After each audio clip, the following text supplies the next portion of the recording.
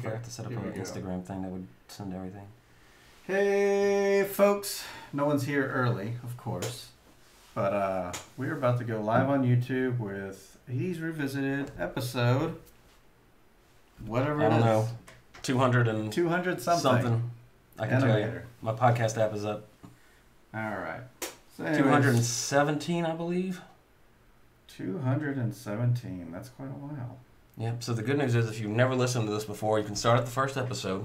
Yeah. And pretty much, hopefully by the end of this year, you'll be able to have enough to listen to one every day for the entire year. You'll be all caught up for next year. All right. So let's get started with RE-ANIMATOR. Minus Animator. Minus Animator. Charming story about a undead animator at Walt Disney Company who goes on a series of crazy adventures. Gotta get my hotkeys right. Here we go. We're still on. We're still good.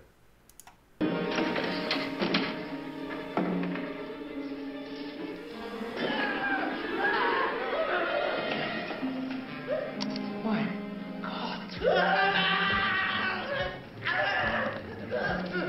You had any extra blood on the other side after a tortoise by the sun.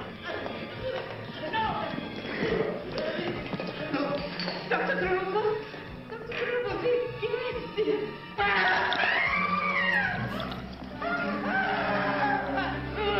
Dr. Gruber!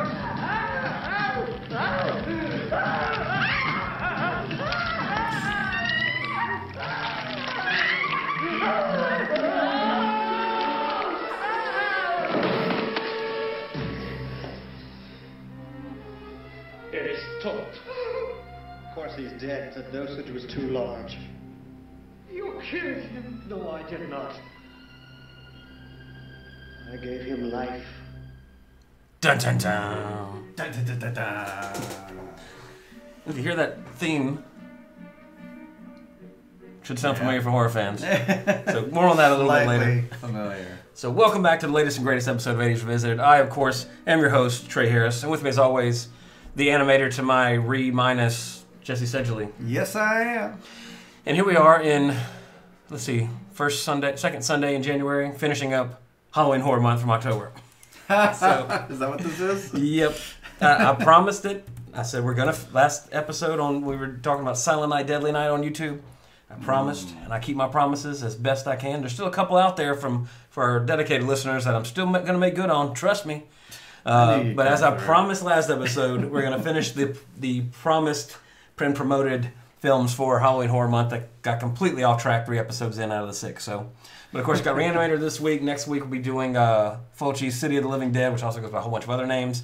And then after that, we will do what would have been done for Halloween, which would have been Day of the Dead. So that's a preview of coming attractions a little bit earlier than we normally do in the podcast. But RE-ANIMATOR, this is, I don't know, I'm so torn on this film in that, like, I like it, but it's just so gross. It's just, it's one of those horror movies where the effects are, I mean, it's not like pushing the limits. Yeah, but it's, in a nutshell, this film, I guess my only issue with the film, spoiler alert, I love this movie, but it's just shot like a soap opera. Everything's really, like, the lighting isn't necessarily up to snuff, so to speak, with its peers in the genre or anything like that. So it has a very bright look to it. Again, honestly, that's a nitpick. Yeah. If I'm going to be critical, and we'll get to a lot of nitpicks later when we cover some recent movies that I actually got to see, including one that just joined the $1 Billion Club. So if you know what that is, you get a sneak preview of that. $1 Million Club. $1 Billion Club. Oh, billion. Oh. Yeah. It's Aquaman. It's about a fish. Yeah. Right. Wet Thor, as I see it advertised. Which is not far. Wet Panther, too, would be applicable to the storyline. But anyway, RE-ANIMATOR released October 18th, 1985. I was a lad of 5 and definitely did not see this in the theater. Anyway, IMDb gives it a 7.2, which is pretty good on the IMDb scale. Yep. Rotten Tomatoes, 95% critics, 82% audience. So this is a very well-regarded film, regardless of how bright and shiny it looks. Yeah. Directed by Stuart Gordon. He also did From Beyond, which I believe is another Lovecraft-inspired film. Robot Jocks, He has story credit for Honey, I Shrunk the Kids. Kid, That's one of those 90s I've read revisited multiple kids times. will love the reference to Robot Jocks. 89? Why would it say 89? Robot Jocks was an 80s movie. Wow. Good to know. Good to know. I got an episode in the tube. I didn't know. I thought it was like 90, 91 if I had to guess. Yeah, well, 89, no. Oh, wait, no, there we go, yeah. Oh. Because I think it's an Australian film, I Weird. believe. Oh, is that what it is? Maybe. I'm not... So This released... isn't the episode where I've researched it, so... Right. Yeah, Released November 21st, 1990. But just like, people like me born in 1980, I was alive in 79. So this was basically an 80s film. Yeah. And again, films, the end of the decade's always kind of tricky because you're getting into that, what is, okay, just because it's January 1st, 1990. Screenshots. Yeah. I haven't seen that in so long. Like, I really want to watch it so bad now. I haven't seen it in forever. Especially in a post-Transformers environment world. Yeah. See what they actually did with that. But, just because it's January 1st, 2019 or 1990, that doesn't mean, that means it's a 90s movie. No, it's going to have everything that was, early, half the stuff for the year is pretty much stuff filmed in the previous year. So, technically, that's why we kind of use that loophole for Back to the Future 3 and they're like, it's 1990, but we got to complete the series, but also it's basically an 80s movie. Yeah. But anyway, more on Robot Jocks in a couple of weeks. The estimated budget for RE-ANIMATOR was $900,000. It opened at $543,000. It would go on domestically to gross $2 million, so it was a success, as relevant to, I think it has 2 sequels. I've only seen one, which is the second one, The Bride of RE-ANIMATOR, which nice little reference to Frankenstein. Yeah. So, but anyway, let's see. Written by Dennis Paoli. He did Ghoulies too. Also William Norris and Stuart Gordon. Loosely, Ghoulies. and again, loosely based on the Herbert West RE-ANIMATOR by H.P. Lovecraft. Very different. I haven't read it, but just look. If you just I'm sure there's numerous sites out there like this is the book, this is the movie, and I'll just give you a nice little chart of all the differences. So if you haven't seen the movie or the book, which I highly doubt, check that out. But don't expect, you'll be one of those people that will probably come out saying the book was better, as most people tend to do. Again, I've read the book, but most people just think automatically, the book's better. Yeah. Well, go read Jaws. Or Jurassic Park. Because Jurassic Park, the novel, the book, I would say is like an R-rated version of the movie, because you got a lot more death and horrific things happening. It's different when you're seeing it, though. I mean, versus reading it, you're imagining it. Yeah. Well, the bad thing is I read it after seeing the movie. Like most people probably did. Again, I was born in 80, so Jurassic Park was like 92, 93. 92, I think. Yeah, so, I wasn't reading those, Michael Crichton at age 12. I wasn't, at least. I was, reading comic books at that time, a little too much. But yeah, anyway, so I'm reading Jurassic Park, but I'm seeing all these beloved characters from the movie getting killed in horrible, brutal ways. So, didn't work too good for me. Cinematography in this film, Mac Allberg, but he's worth mentioning because he did do House 2, and I love House 2. House 2 is great.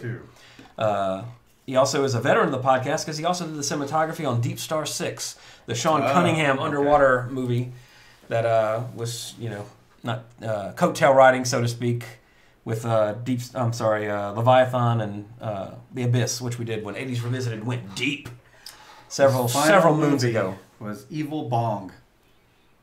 I've seen the cover of that on Amazon Prime. Really? I think it's starring, Tommy Chong. Tommy I knew it was one of them. Evil Bong. It looks like the same people that did Ginger Dead Man. Or Thanksgiving. Those bad puppet monster killer movies. What a career. What a career. Striking Distance, decent movie. I don't remember the 85 cinematography. credits. He did a very Brady sequel. I was about to say he did both Brady Bunch movies, actually. Oh, wow. So, which, again, that explains it, because he did the cinematography for arguably the one of the greatest TV shows, movie versions, to go along with what I was saying earlier, how RE-ANIMATOR, in terms of the lighting, the job of the cinematographer, looks like a soap opera. Yeah. It's like as well lit as we are, and if John Carpenter, perfect example, first Halloween. the Dean Cundy, cinematographer, arguably one of the greatest of all time. Also worked with him on The Thing and a lot of his other stuff. But I mean, the lighting makes that movie. If that movie, you know, most horror movies, if most horror movies were shot like Re-Animator, it would lose 99% of all effectiveness. I mean, absolutely. And you know, Wait, that effect at the beginning wasn't good enough for you?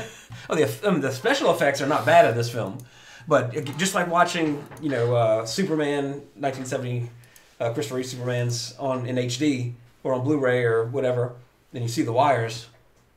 It's not the same. So, like I've said before, like I saw the DVD set of all the Friday the 13th, and I have the HD ones, the set as well. But I actually. And I'm not trying to be some sort of hipster like, oh, the vinyl sounds better than the digital lossless release. No, it doesn't. Right. But I personally like to watch the Friday the 13th not in HD because then you see the seam of the appliance, you see the different skin tones in horror movies, especially older ones. Because I mean, you know, they didn't film this knowing that we were going to have that 4K. You know, the original Halloween in 4K. Thank God the lighting's amazing. You don't see any, you know, not that that's a special effects heavy film, but you know what I'm saying. So, but everything's just so. I mean, look at the shadows are all over the place. Yeah. That's what I say. It seems like they just did their 2-camera setup and they just did the lighting and didn't change it for any motion or anything. Like, Yeah. where's this light coming from in this padded cell? It's funny. I mean, There's a light over there, obviously. Yeah, there's a light in the cell. With the sharp shadows like that. Yeah. Yeah. A very bright light. Yeah. So I mean, that's again, this film's awesome. If you haven't seen it, I recommend it. It's not for if you don't like gore effects, don't watch it or if you don't like seeing full frontal nudity for male or female, don't watch it either because there's a lot of that in the climax of this film. Get it? Nudity and climax. Right. Older people will get it. People who like bad jokes will get it. However, moving on, Jeffrey Combs, the great Jeffrey Combs, I'd say, is Dr. Herbert West, the titular RE-Animator. Or re-negative animator, or re-minus animator, however you want to, do a play on words if you want to try to be clever like I tried to be and failed. But he was also in The Frighteners, he was in Fortress, and he actually does a lot of voice work now. So he's keeping busy, and he's a regular at horror conventions and everything like that. So, but his performance-wise, I love him in this role. He's great. He's got that. You love him to hate him. He's a mad scientist, but he's like a modern mad scientist. Like he's very Victor Von Doomish. Like, no, Richards, you're an adult, you dolt. I'm smarter than you. There's no way you can do something that I can't do. So he's very, Dr. Frankenstein, Dr. Doom, plays it well, and it just works. He works for this film, and I think his performance and his characterization is really, a big part of this film because kind of the main point. And then also Bruce Abbott is Dan Kane. He was uncredited in Last Starfighter, so he's technically a veteran of the podcast. He was also in the sequel. He returned for the sequel along with Jeffrey Combs for Bride of Re-Animator. Bruce Abbott. But I didn't care for him. He was, and again, I hate to keep mentioning soap operas, but he's part of it. He definitely comes across as a soap opera actor. Hard cut to him, brief pause, delivers a line, stares intently, cuts to somebody else. Doesn't work for me. David Gale was Dr. Carl Hill. He was also in the sequel, Bride of Re-Animator. There's a reason he's in that, so if you see the first one, you'll know why he's in the second one. Also in the Lou Diamond demonic, I think 80s thriller, maybe early 90s, The First Power. Barbara Crampton was Megan. She was also in From Beyond. Speaking of soap opera, she was in The Young and the Restless for many years. Also, she stayed in the horror genre, though. She also played in You're Next and also Beyond the Gates, which is it's a decent, not a fan film, that's the wrong way to categorize it, but it's a recent movie kind of paying homage to the video store, not, I guess, legacy or time period kind of thing. Like a Clerks. It's sort of like Clerks, but I want to say it's I'm sorry, not video. I had it. I'm sorry. They're in a video store when they play it, but it's the video board games. Like you said, like Nightmare. Yeah, like Nightmare and House on the Ninth Guest or Seventh Guest. Yeah, that's it. Yeah. Whatever. There's a number in there. The numbered guest. Well, back in our day, kids, there would be board games that would come with a VHS that you would put in. They'd give you the intro, and then you'd stop it until you land on something that would say, fast forward to 15 minutes. Or oh my God, is that accurate? Some of them did. Oh no. So it was. If only technology existed, or we could just push a button and go. Things are different now. Yeah, big time. At the time, it was amazing. It was the coolest thing. Wow, they're talking to us. wow, this is amazing. It's like, but now it's Fast very, forward to 15 it's minutes. very cheap.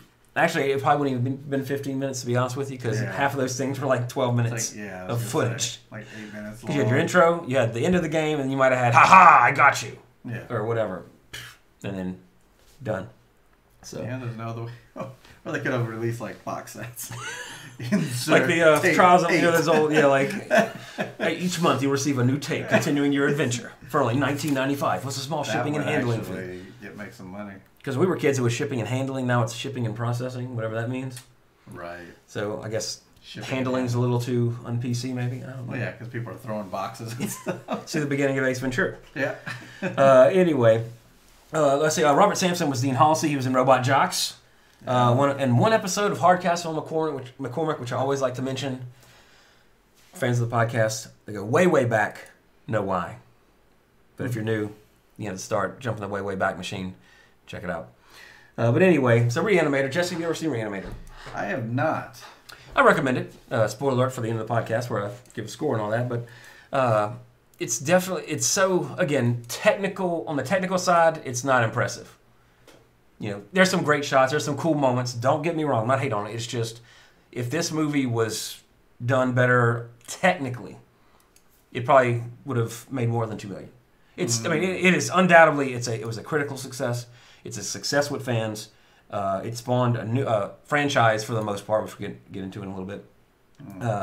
So, I mean, there's nothing wrong with it. This is, again, just like, there's the, a lot of full frontal nudity. We're watching the climactic autopsy fight scene at the end. This is on YouTube, by the way. Wow. Thanks, YouTube, for having your priorities straight. But don't play a copyrighted song on a video.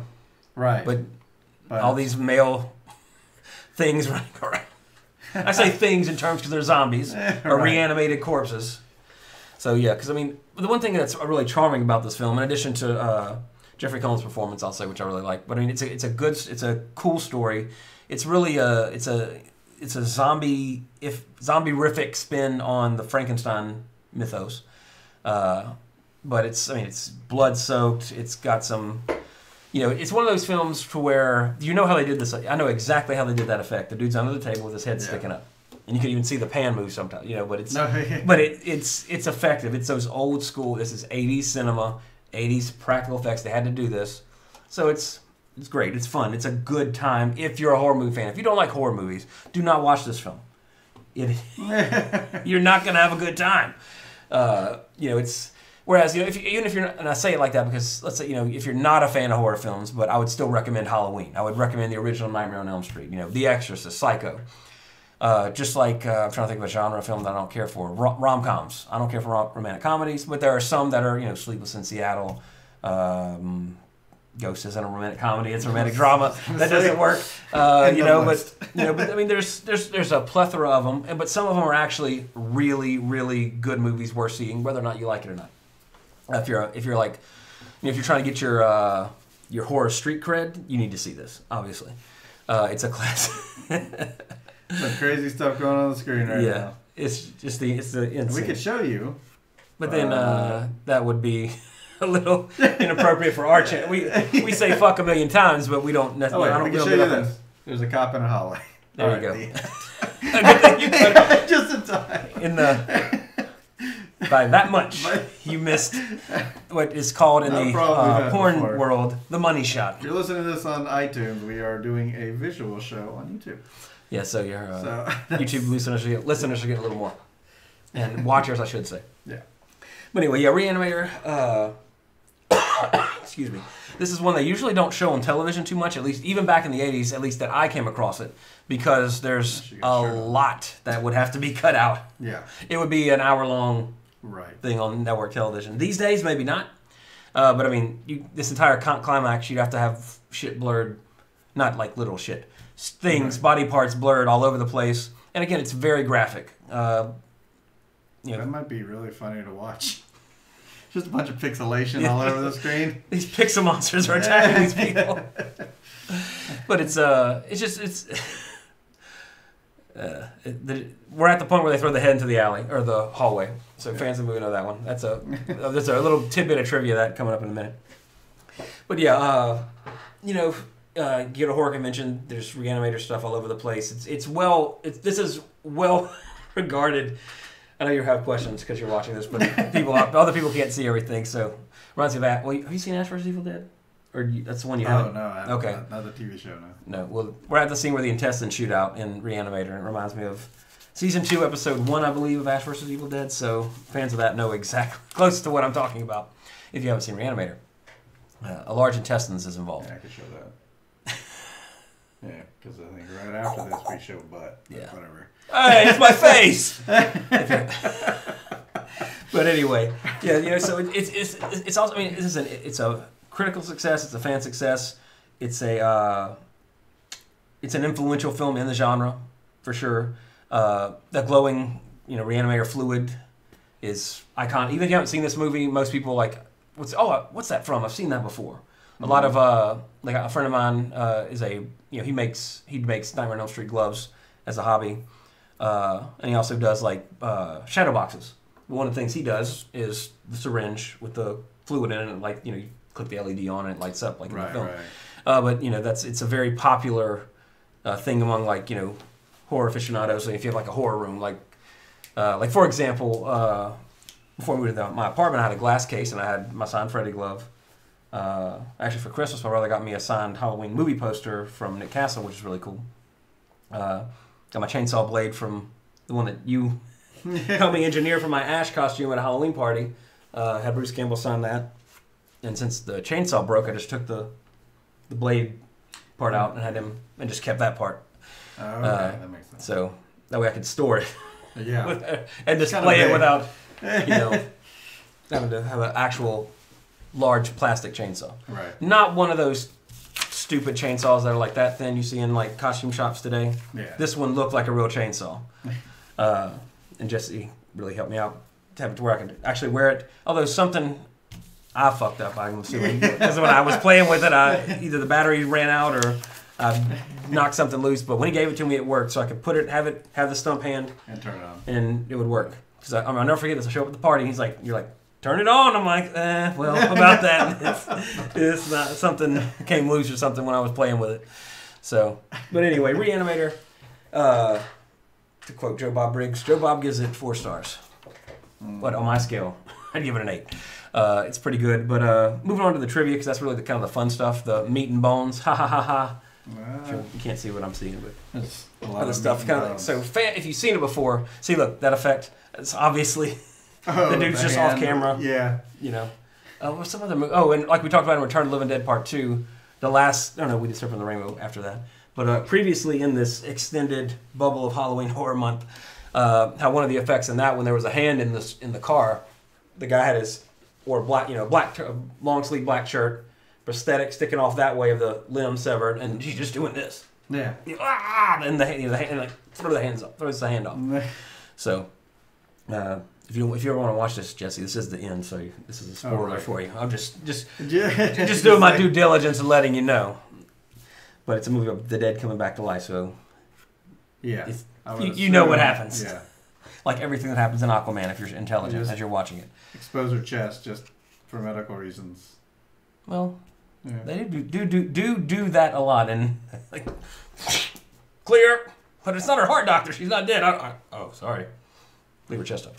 Why did they let the guy that came in? Oh, he's a medical student. Oh, I didn't know that part. Oh, yeah. But how do they know that? Okay, if you ever bring somebody into the emergency room, just scream that you're a medical student and see if they let you start doing stuff. The first thing you bring in. You're in charge here. And the doctor's like, well, go ahead. I'll go to lunch. Yeah. Since you're obviously a medical student. The 80s were a different time. But actually, this was like the genesis of this film. The YouTube actually cuts it off. Oh, wow. What an asshole. Spoilers for that. You will not see the whole thing if you watch it on YouTube. You will watch an hour and 39 minutes worth. That's an extended version, but doesn't show you the ending. Right. Okay. Extended to an extent. Downvote that. Only 2 downvotes. It doesn't show the ending and has only 2 downvotes out of 39. Most people probably voted up before they even watched the whole thing. I would imagine a lot of people that probably watch it because since it's labeled as extended version, or more so people that want to see the scenes. Yeah, maybe what they didn't see in their version originally. Because there's actually several versions of this, which we'll get into. But The idea to make this film actually came from a discussion the director Stuart Gordon had with friends one night about vampire films. He felt there were too many Dracula films, and he expressed a desire to see a Frankenstein film. Someone asked if he had read Herbert West's Re-Animator by H.P. Lovecraft. Gordon had read most of Lovecraft's stuff, but not that particular one, which was long out of print. So he went to the library and read their copy, and that's kind of where, like, oh, yeah, we'll do that. So, Shout out to Clint in the chat. howdy. We are testing things, and apparently chat doesn't work on my computer. So that's something to look up. I'll just write that down I'll right do here. that later. The special effects department went through 25 gallons of fake blood making this film. And as you're watching it, you will see every drop of that 25 gallons on screen. David Gale. Look up David Gale on IMDb, just the name. Because I think there's a movie starring now disgraced actor Kevin Spacey called The Life of David Gale. Yeah. Yeah, The Life of David It's not Gale. about this dude. It's not. No. But it's okay, Winslet in it. So, at one time that was a well-regarded movie. Now it's tainted. 7.6. Tainted by that gentleman, by John Doe, who he's now literally became. But anyway, he was made to shave his head and wear a toupee, as this was found to be in keeping with the Dr. Hill character. But in the commentary, he revealed that it was also necessary for budgetary reasons, as there was no money available to match his hair on a prosthetic head prop. So again, also this movie, again, the budget was almost $1 million, but I think they spent it mostly on the effects and maybe not the lighting equipment for Mac Alberg, the cinematographer, to work with. So maybe they don't actually have two lights. No. And maybe that one bright light in the try to fill in shadow, that kind of stuff. But anyway, speaking of David Gale, this is really sad. His wife divorced him shortly after this film's release. Oh, obviously it has nothing to do with this film. Actually, speculation is that the rest of the cast suspects that the scene where his character attempts to rape Megan in the movie was the reason and the cause of the divorce. I don't like what your character did. Yeah, so whatever. Well, it's like, I'm an actor, right? no, this was real. Yeah. This was... I can't live with a corpse. I'm not dead. The movie didn't do that convincing of a job that Right. he was not still alive. Apparently to her, she was enthralled. She was immersed. Probably the first horror movie she ever saw. Oh my God, this is First real. movie she ever saw. Probably. I don't know what you do at work. Well, let me show you. Oh my God, you rape women. He died of complications from open heart surgery. That sucks. 54. Oh, wow, that's young. Yeah. For open heart. I mean, well, any surgery is dangerous, Right. but still, like at 54, that's sad. Just kind of scan and see if there's anything. David Quentin Gale. Oh, he's tall, 6'1". Anyway, yeah, so we got this movie, of course he got to be in a very popular and cult film, but he lost his wife. So did he come out good in that? And his life. Yeah, 54 years. Or, let's see, 91, so yeah. This was 85, so wow, less than 10 years later, yeah. Yeah, he didn't have to live with that too long. The question is, there's a... Excuse me. My child gave me another cold. So there's that thing, I guess, I don't know if it's locker room talk, usually like, yeah, we got a divorce, but it was for the best. But then you go home and you pull a Riggs, putting the gun here. Probably. So some people, there are some divorces that people are amicable relationship is different about. So hopefully it was meant to be for him, but he's dead now, so it really doesn't matter. Yeah. To us anyway, because we didn't know him either. Well, at least they made that biography about him. Yeah, Life of David Gale. And it's as much to do with him as the book has to do with this movie, which it's based on. Right. So that's why you never trust anything based on a true story. Mm. Not that either of these were. The more you know. Katy Perry goes by on a star. Super Bowl reference from a few years ago. Anyway, according to the RE-ANIMATOR Resurrect This, the 70-minute featurette on the limited edition 2-disc RE-ANIMATOR box set. And it's important I specify that because there's a ton of versions of this film on every possible medium there are. It's one of those films. It's like the original Halloween. It's once people got the rights for it. I mean, they were spitting out releases all the time. 30th, 35th, random 4K. I mean, not random, but 4K edition. The Blu-ray, first Blu-ray, the second Blu-ray with an additional commentary track, all that kind of stuff. This is one of those films that has that. Weird. So, but it was revealed that glow stick liquid was used for the glowing reagent in the film. Imagine so. But actually, they didn't have LEDs back then. Right. And how they filmed it, of course. But it is speculated this is actually the first time that it's used in a movie. What? Like in terms of not being in a glow stick. Right. Like to be used for something else. So it works a great effect. I mean, obviously, but we all know glow sticks don't last too long. So it's like, ready? snap, go, film, shoot. Because close to extended I had die. an ice chest full Fade of rate. them, though. That's probably why the budget was so big. Yeah. Look, stick budget. Mac, I know you're our cinematographer, but we need more glow sticks.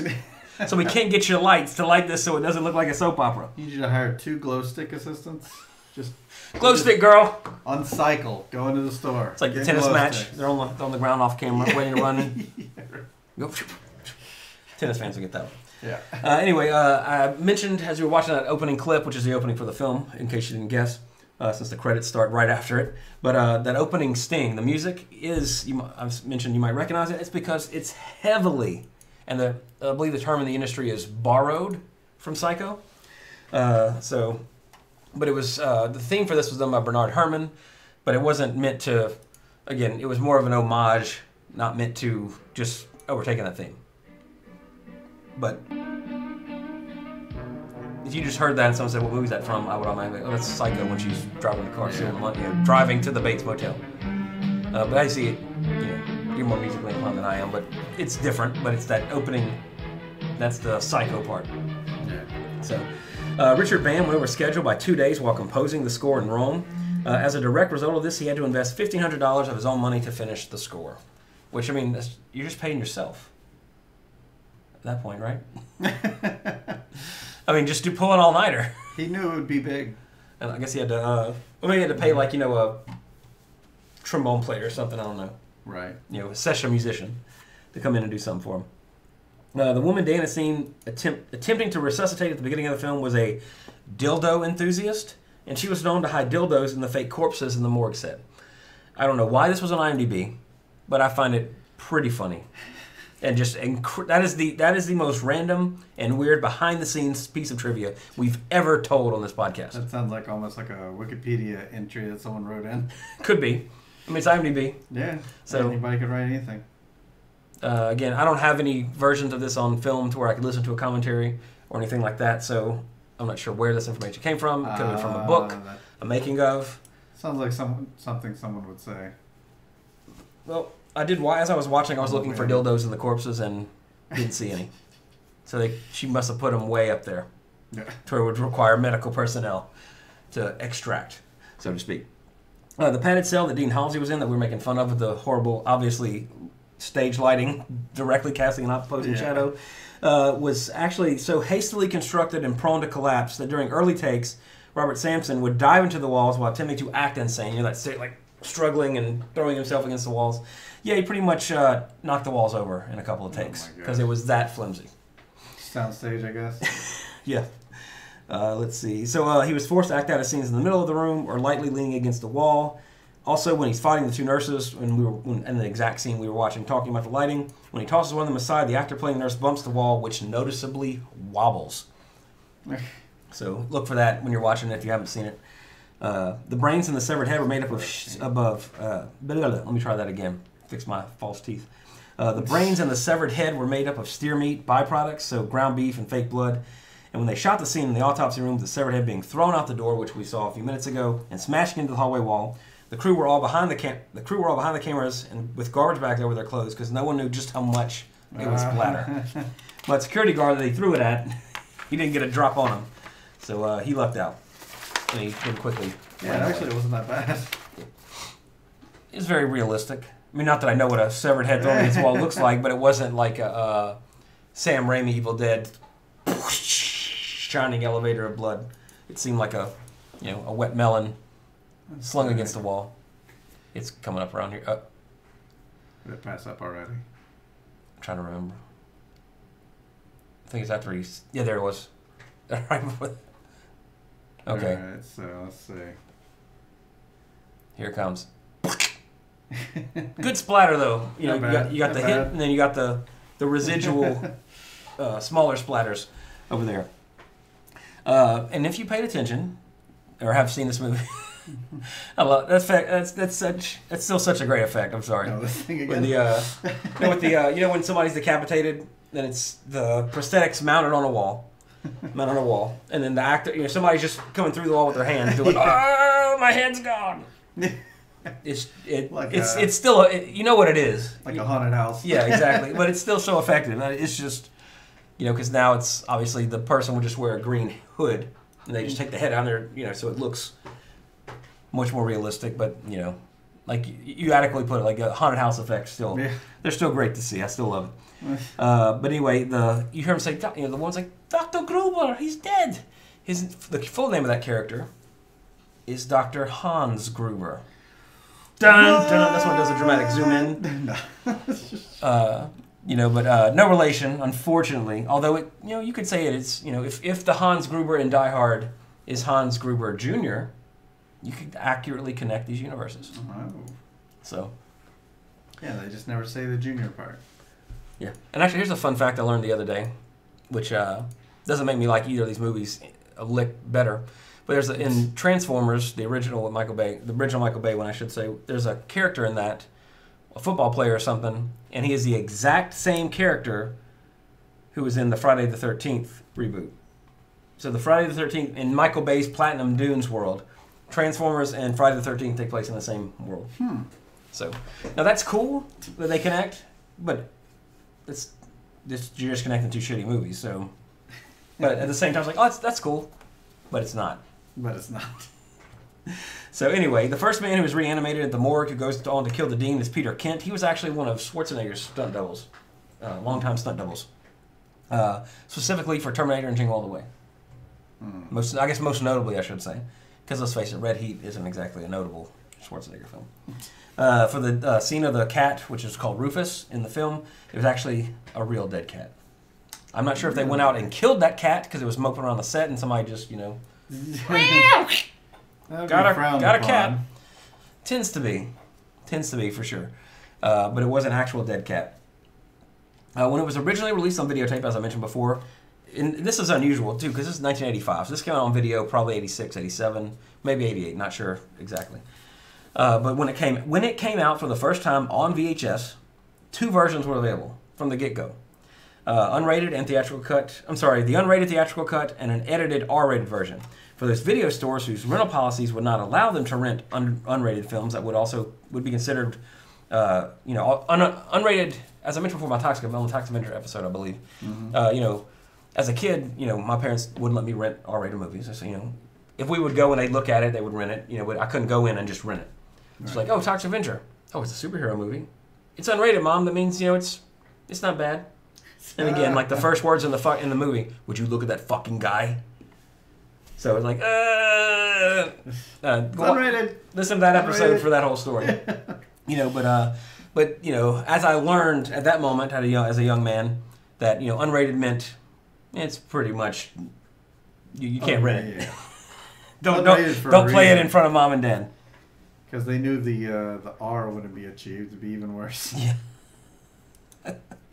But they did. That's why they did that because some video stores wouldn't even rent unrated or let unrated films be rented because they are akin to an X rating.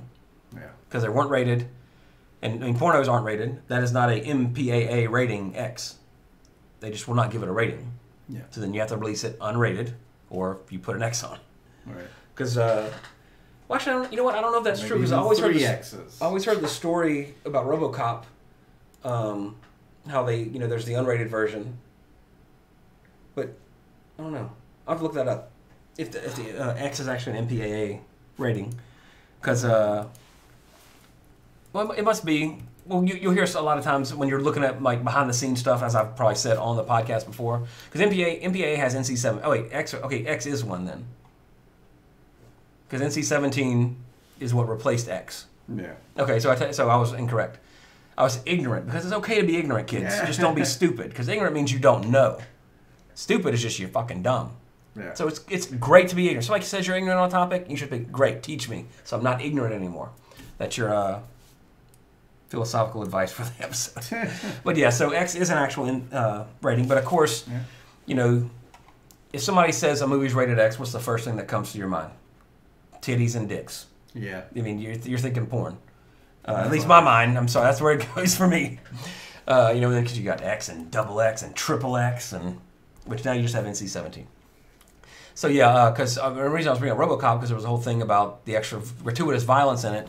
It was, you know, they had to take out, you know, seconds And same thing going back to Friday the 13th, a lot, and keeping in the horror genre. A lot of those films, especially Part 7, are neutered by 2 or 3 seconds of gore because that's what they had to do to get a non-X rating to get that R. And as I've read every episode regarding Halloween horror nowadays, that's not an issue. Gore really is not an issue.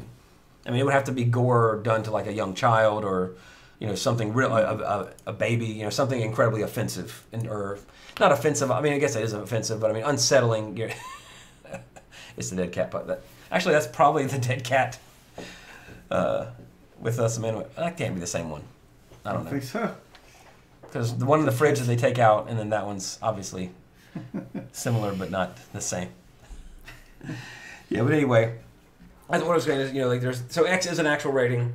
So a lot that does happen a lot to where films aren't necessarily unrated, or that's what I guess that's kind of what I'm getting at is that you could just not submit your film to the MPAA, right? I guess, and then I'm not sure what kind of just say this film is unrated. I mean, I don't know if you have to pay the MPAA to rate your film, or if theaters will not show it, just flat out not show an unrated film. I'm not sure the technicalities behind doing that. Yeah. Especially in the '80s, because I mean, again, action movies and horror movies were cut to shreds in some regards because of just the violence. Which nowadays nobody gives a shit about violence unless it's done to young children or something like that. Usually, in movies. That's still kind of a taboo thing. For example, John. As long as it doesn't offend them. Oh, it's easy not to offend people. Yeah. Just do nothing. Just keep your mouth shut. The original Assault on Precinct 13, there's a scene where they shoot a little girl, like flat out, like she's sitting there with ice cream cone and that's. I remember watching for like, holy shit, they shot the kid. Like and they showed it. It's not like 99% of films these days, like if they this is a stupid fucking example, but Revenge of the Sith, that's the remake. Yeah, no, that's why I was like, not that one. Yeah. But like, we know that he's going to kill the younglings. Anakin Skywalker is a child killer, just like Freddy Krueger. Yeah. But they don't show him just heads flying. They just show Master Skywalker, and then the lightsaber in the foreground ignites, so it's insinuated, and then I killed them all. Not just the men, but the women. And actually, that wasn't the first time he killed a whole bunch of women and kids either. Slaughtered a whole village of sand people. Yeah. But anyway, so that was an interesting tangent where I learned something. I hope you did too. But let's see. Okay, talking about the book versus the film now. Again, I haven't read the book, so I'm going based on what the internet has told me. The teacher of everyone, the internet. The film loosely adapts the first half of the original short story, including Herbert and Dan, who is unnamed in the story, meeting in medical school. Dean Halsey's death and reanimation and decapitation and reanimation of an authority figure to the doctors. Dr. Hill in the film and Major Sir Eric Moreland, Clapham Lee in the story. Sorry if I'm going fast, it's just a lot. So if you're interested in the book. That's not accurate. The reanimated edition? That's Jay-Z. What is that, Kanye? Kanye West on it. What the? That is not accurate. Is that an actual single of his or something? That's pretty great. Just the beginning. Wait, it's Wait. an actual book. What the heck is this? I don't know. Apparently it's on Amazon though. Get your own copies today. Somebody get that and read it and let me know what the hell it's about. But anyway, the next film, Bride of Reanimator, loosely adapts the second half. So there you go. That's a good thing, or interesting thing to know. To get more of the full story in terms of the book to the film, you need to watch the first and the second one. Including two doctors reanimating corpses on the battlefield, World War I in the story, and the Peruvian Civil War in the film at the beginning.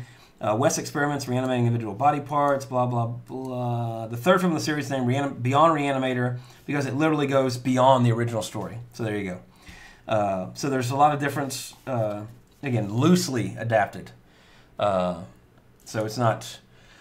a lot of, going back to, I always bring up Jaws and Jurassic Park because I really remember a lot of those books as opposed to the movie because the movies were obviously incredibly influential to the world, but also to me personally, but then also, reading the books, I remember like, oh, that was different, that'd be cool, or maybe that's lame.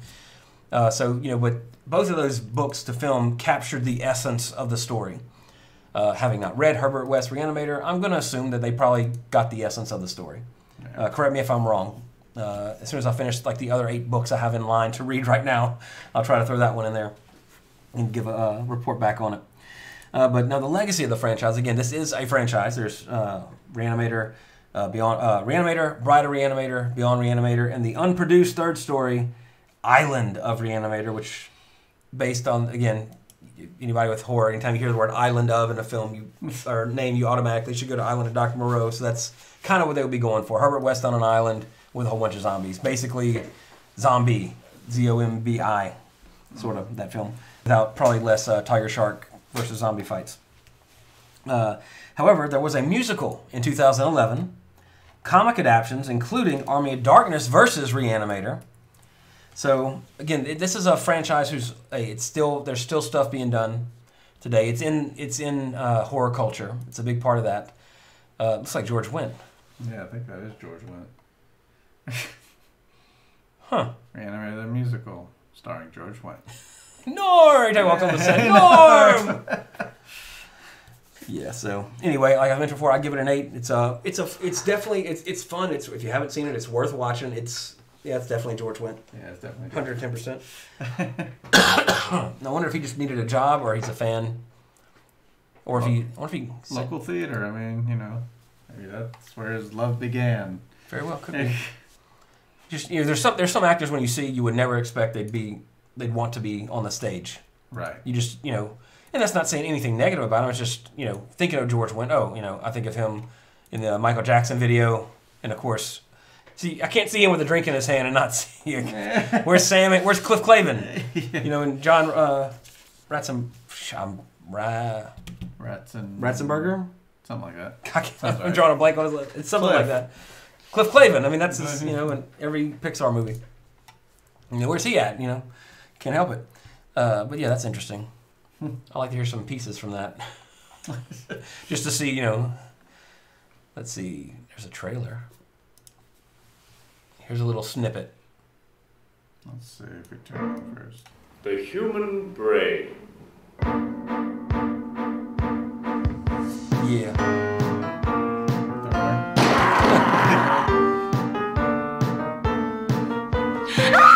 That's funny. It's using the same lighting as the film.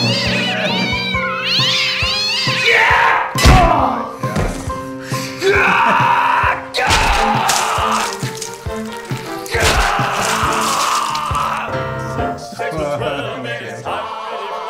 watch this on YouTube if you're watching the Did a good job of capturing like the scenes, like the zombie effects and the cat and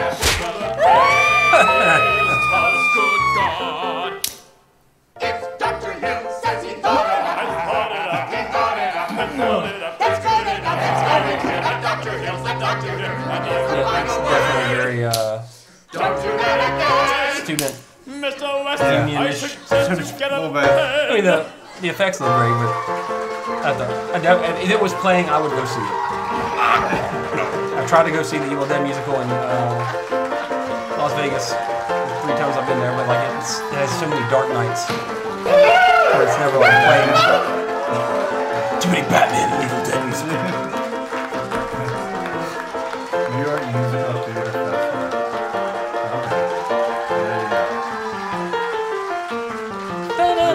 Yes, we're traveling. Edinburgh. What is Scotland?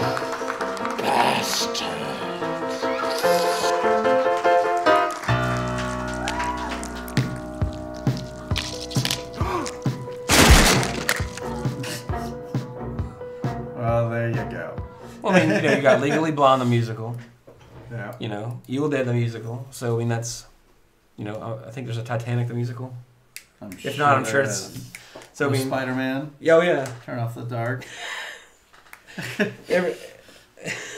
I wanted to see that so bad. I mean, of course, I don't even think it even showed anything other than rehearsals. But It's all by you too. I know I wanted to see it and hear it just to hear the music.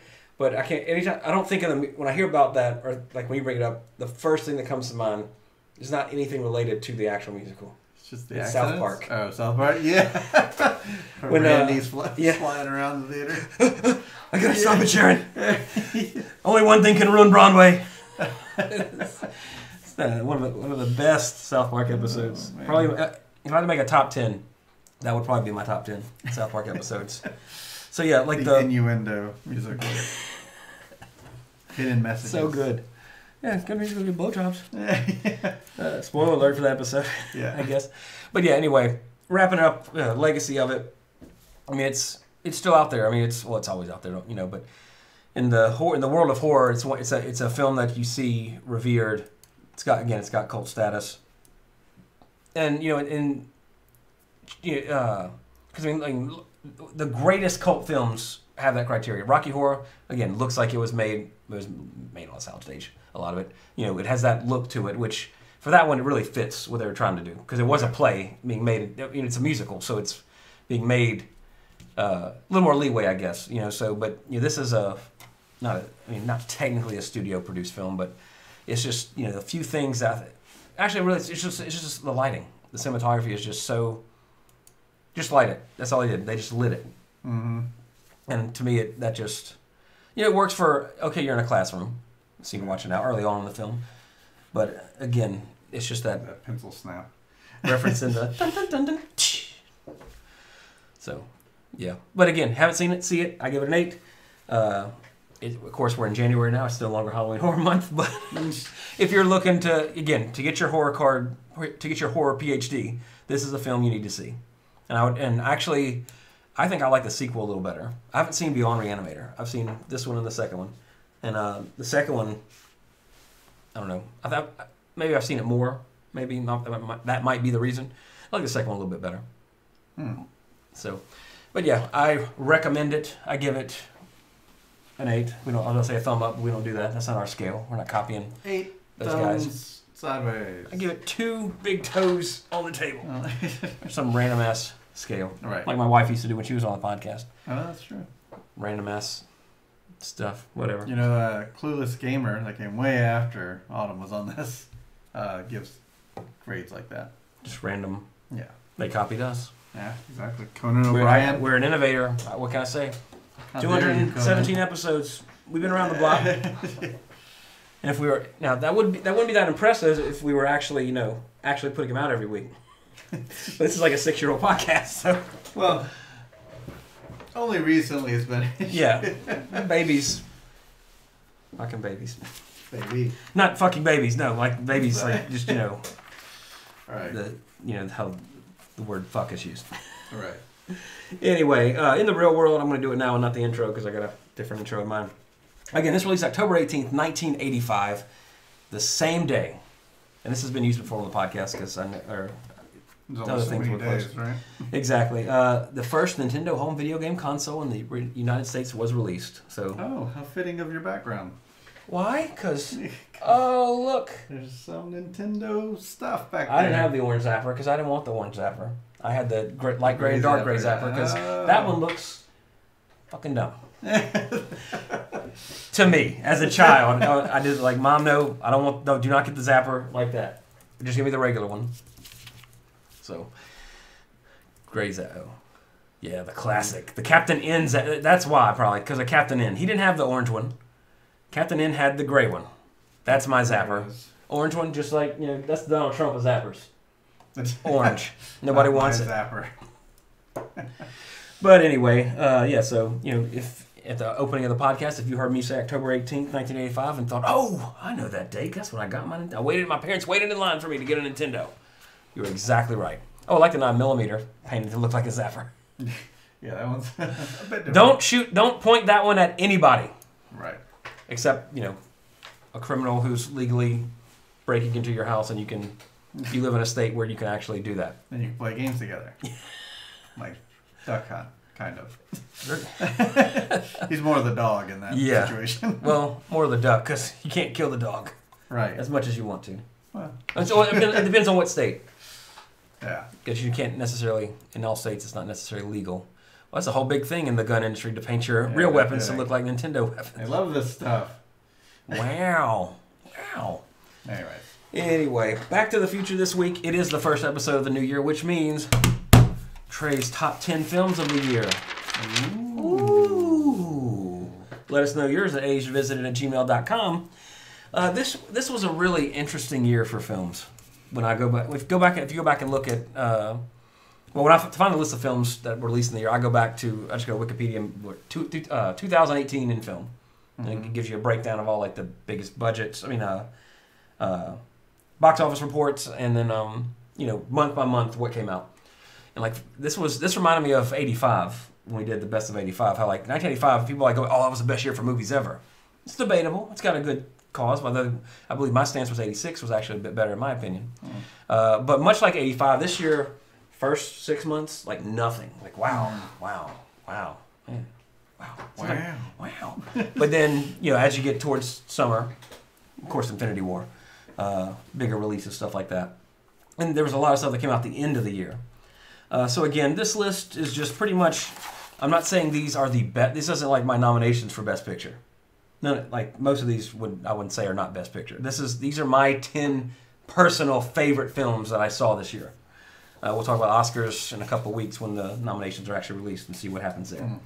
But for me, I did see a recent one that I got to add on here, so I got to take something off, and I can do that pretty easily. Number 11. Well, number 11 will be the film that I took off when I'll get to that one. Oh, okay. Okay. All right now. Actually, no. I shouldn't even put that one on there because that's more of a Oscar film. I will never watch it again. So let me just see. If I had an 11. I'd probably say probably Mission Impossible Fallout. I really like that one. That's a series that... I've seen that yet. It's good. It's better. Because Mission Impossible, the first one, great. Blockbuster. The second one, going into the second one, I was so excited for Mission Impossible 2. John Woo's directing a Mission Impossible sequel. That's going to be fucking badass. I have never been more wrong about a sequel to an action film in my life.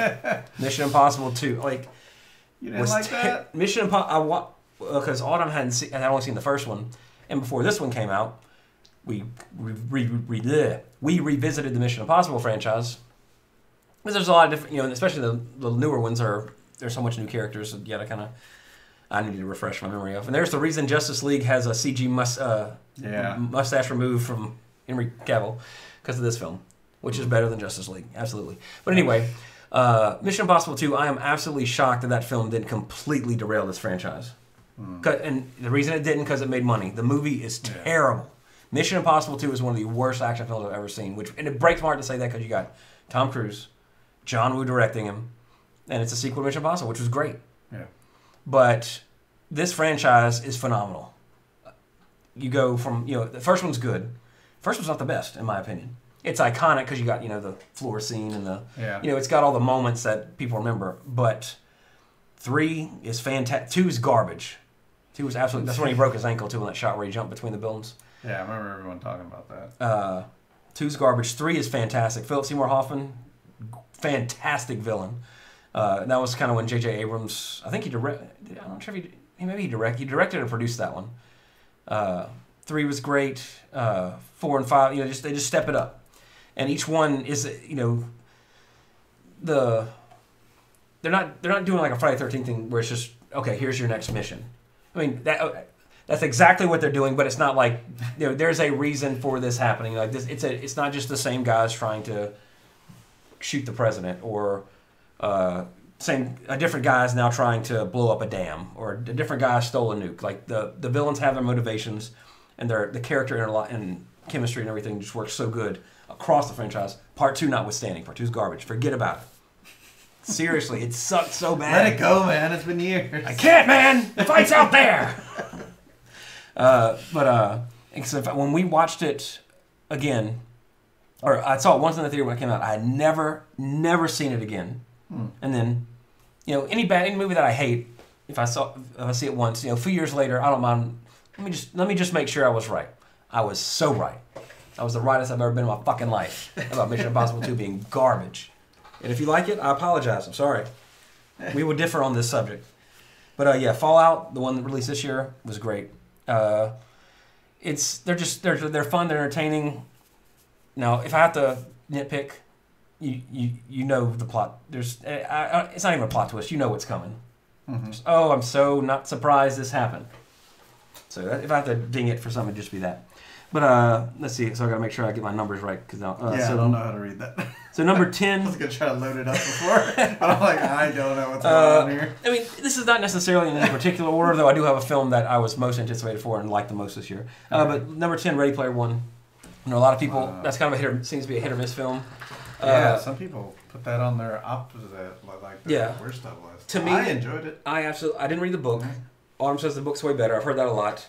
And one thing that makes me want to just agree with her that the book's probably better is that in the end scene in the movie, I can't remember, Shiro or Hiro, whatever his name is, turns into a Gundam.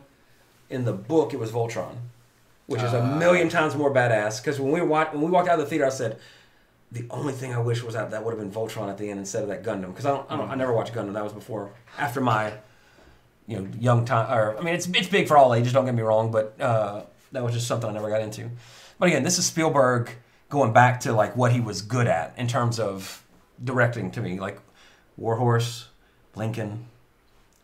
Yeah, Lincoln wasn't bad. I like Lincoln, but when Warhorse was garbage. But Spielberg is great in film, like because he has that skill of visuals. And I mean, and from what I've heard, the book really kind of sucks him off a bit, like because he deliberately didn't include a lot of references to his films in here because he didn't want to seem like he was doing that. That's where I kind of heard that the book has a lot, but he took those out.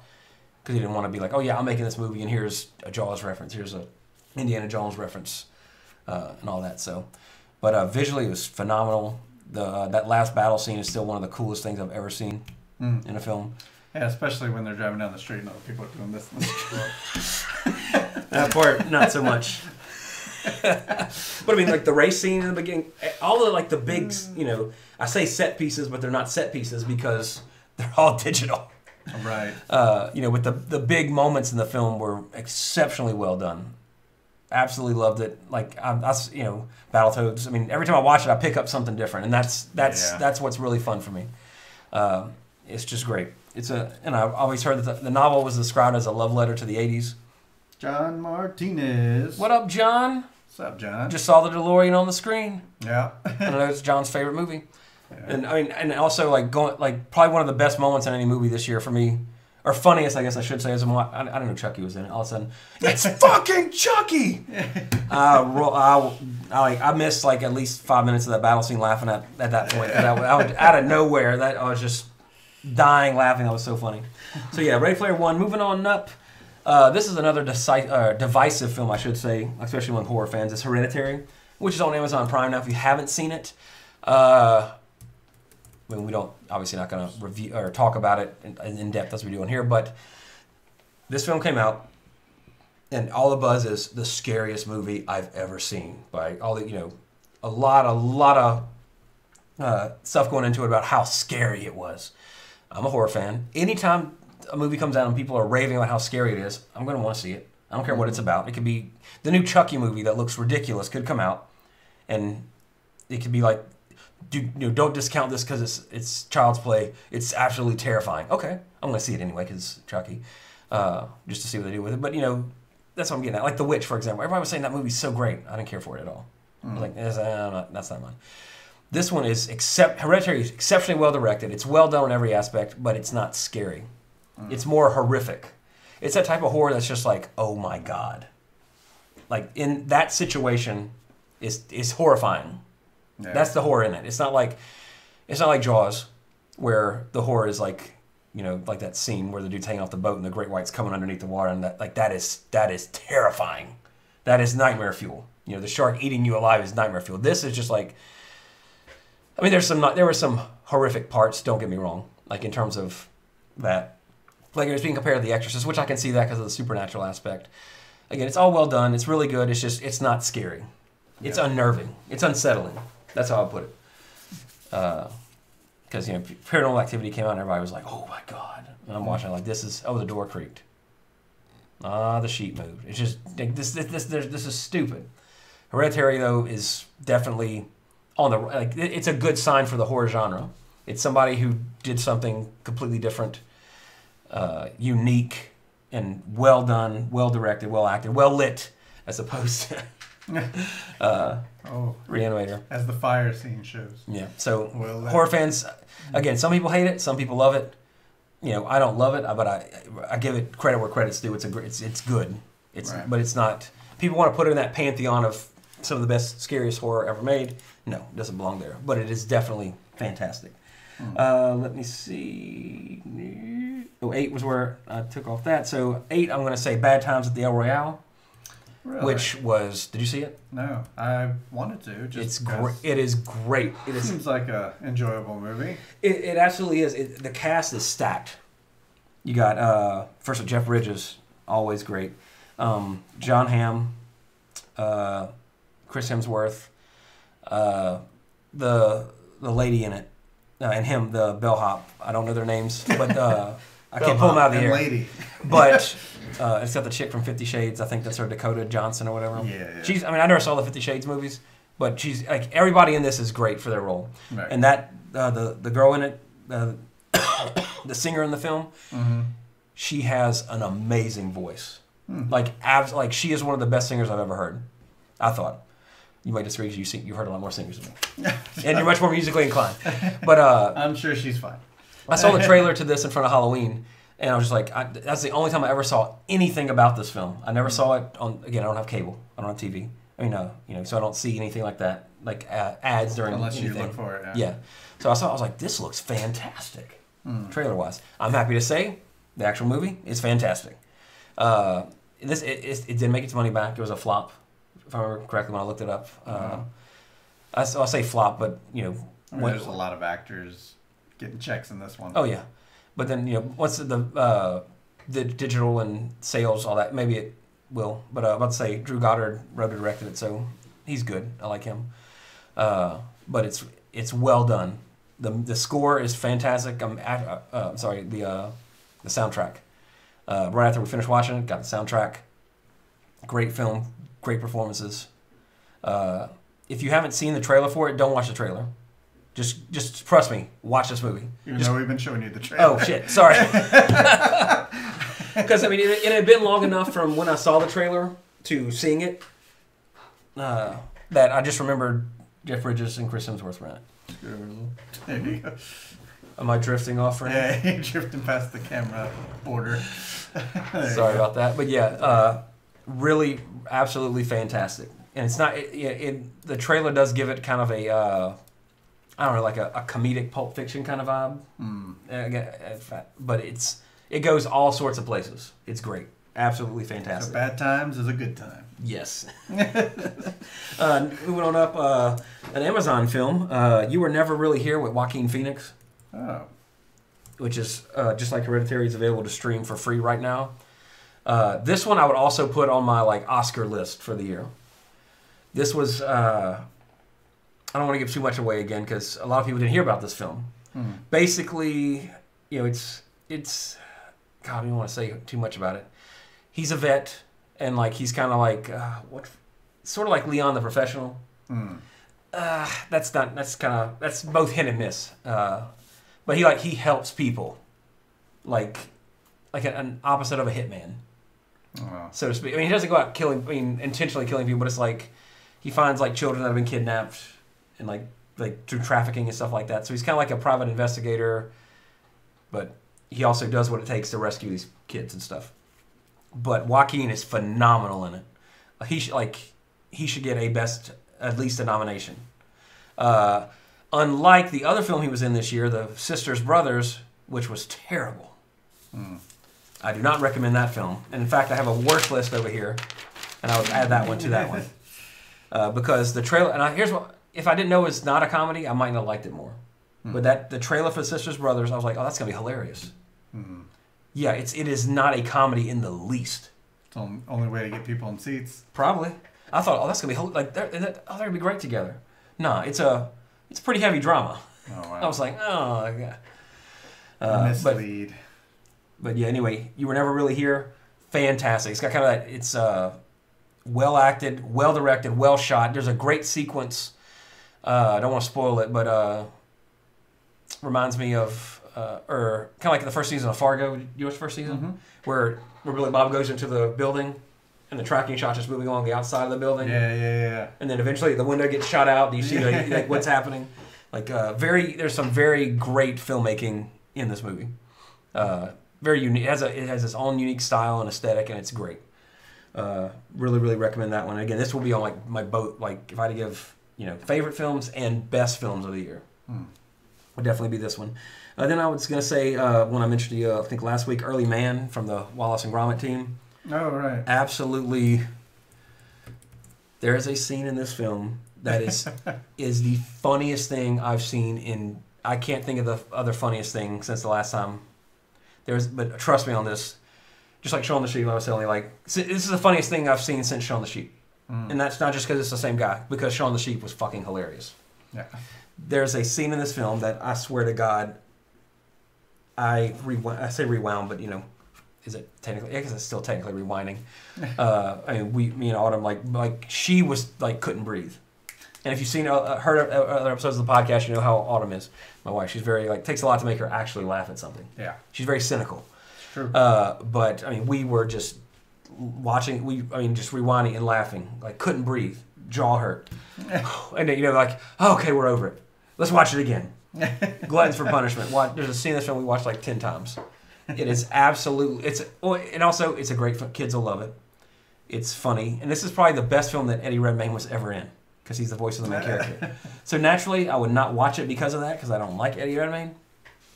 But however, this film is just great, absolutely fantastic.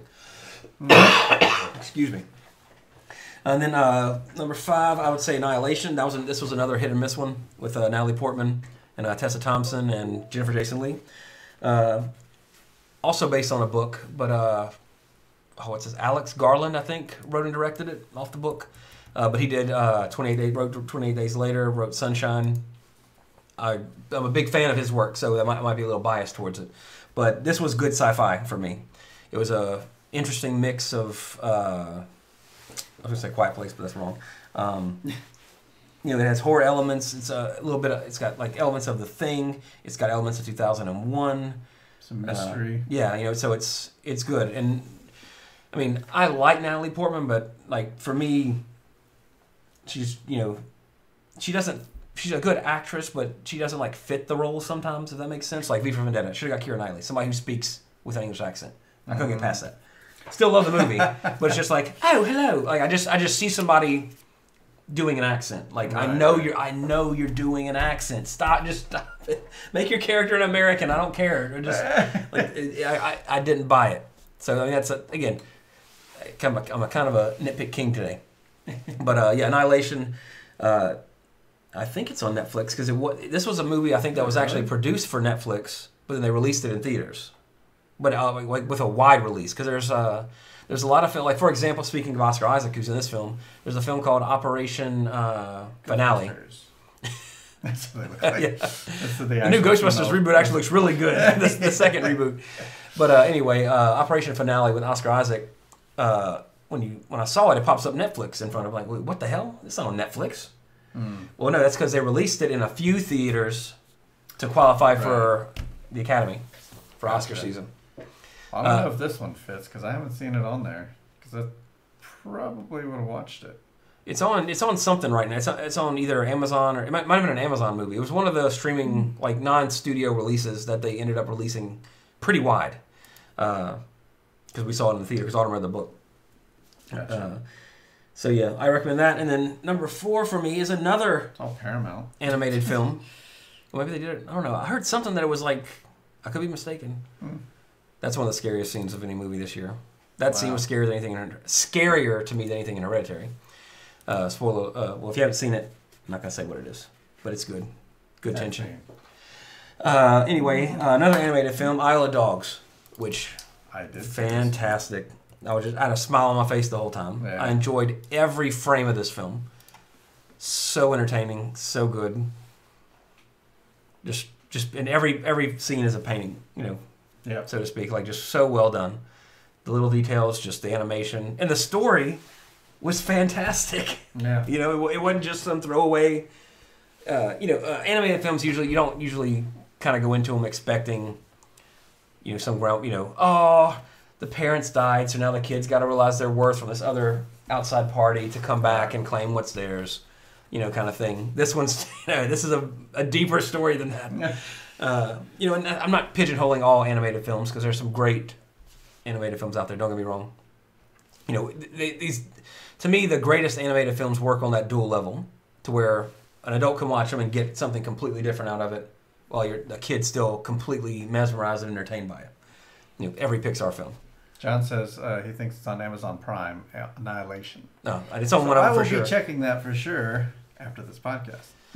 John, did you see it? Let us know and we'll bring it up. So Isle of Dogs #4. So my favorite 3 films of the year, the ones that I personally enjoyed the most. Number 3, another, honestly, a decisive film, but way better than that fucking Bird Box movie, A Quiet Place. I didn't see Bird Box. I know that's on Netflix, but I was like, wait. Quiet Place, we saw the trailers, because this was before Violet was born, so we'd seen the trailers several times. Like, John Krasinski, he's directing it, that's interesting. It looks good, it looks different. So I went into this film not expecting pretty much anything, just like, it looks good. Well, the first 5 minutes pretty much threw that out the window. Like, holy shit. They set the it wasn't just looks good, it was Oh yeah. even Have better. you seen it? No, I haven't seen it. I can't say anything else. Nope,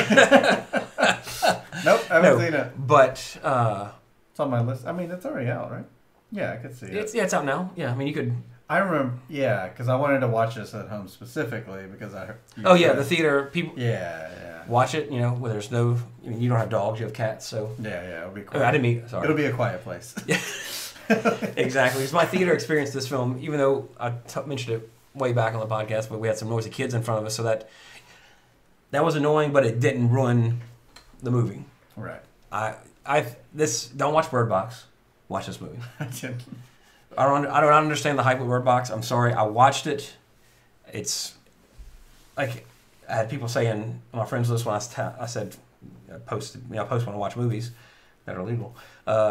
Watching Bird Box, and I get like some people like, oh, it's so great, but then like Ben from the Age of Mania and the Bamcast was like, crap, don't watch it. So it's like, so hopefully there'll be an episode on the Bamcast as Bird Box, but Bird Box. Here's a problem with it. It's told out of order, but in doing so, you start with a scene where it shows Sandra Bullock and just 2 kids. Yeah. Setting up the entire premise that you probably know, like they can't see this creature, and she's got to go somewhere with these kids. Well, then it goes back, they're just explaining how her and these 2 kids got here. No, they're explaining how her and all these other people got there, including John Malkovich, which was a surprise, which is great to see John Malkovich pop up. But then immediately, I'm like, okay, every one of these people is not going to be at the end. Every person I'm seeing now is dead before we catch back up. And in typical film fashion, right. That opening scene that's setting something up is usually about 75 to 80% in the movie, like kind of the timeline. So like everything I'm saying, like this doesn't matter. I know where it's leading. Like you've taken all the suspense out of who's going to live and who's going to die, what's going to happen, because I know now.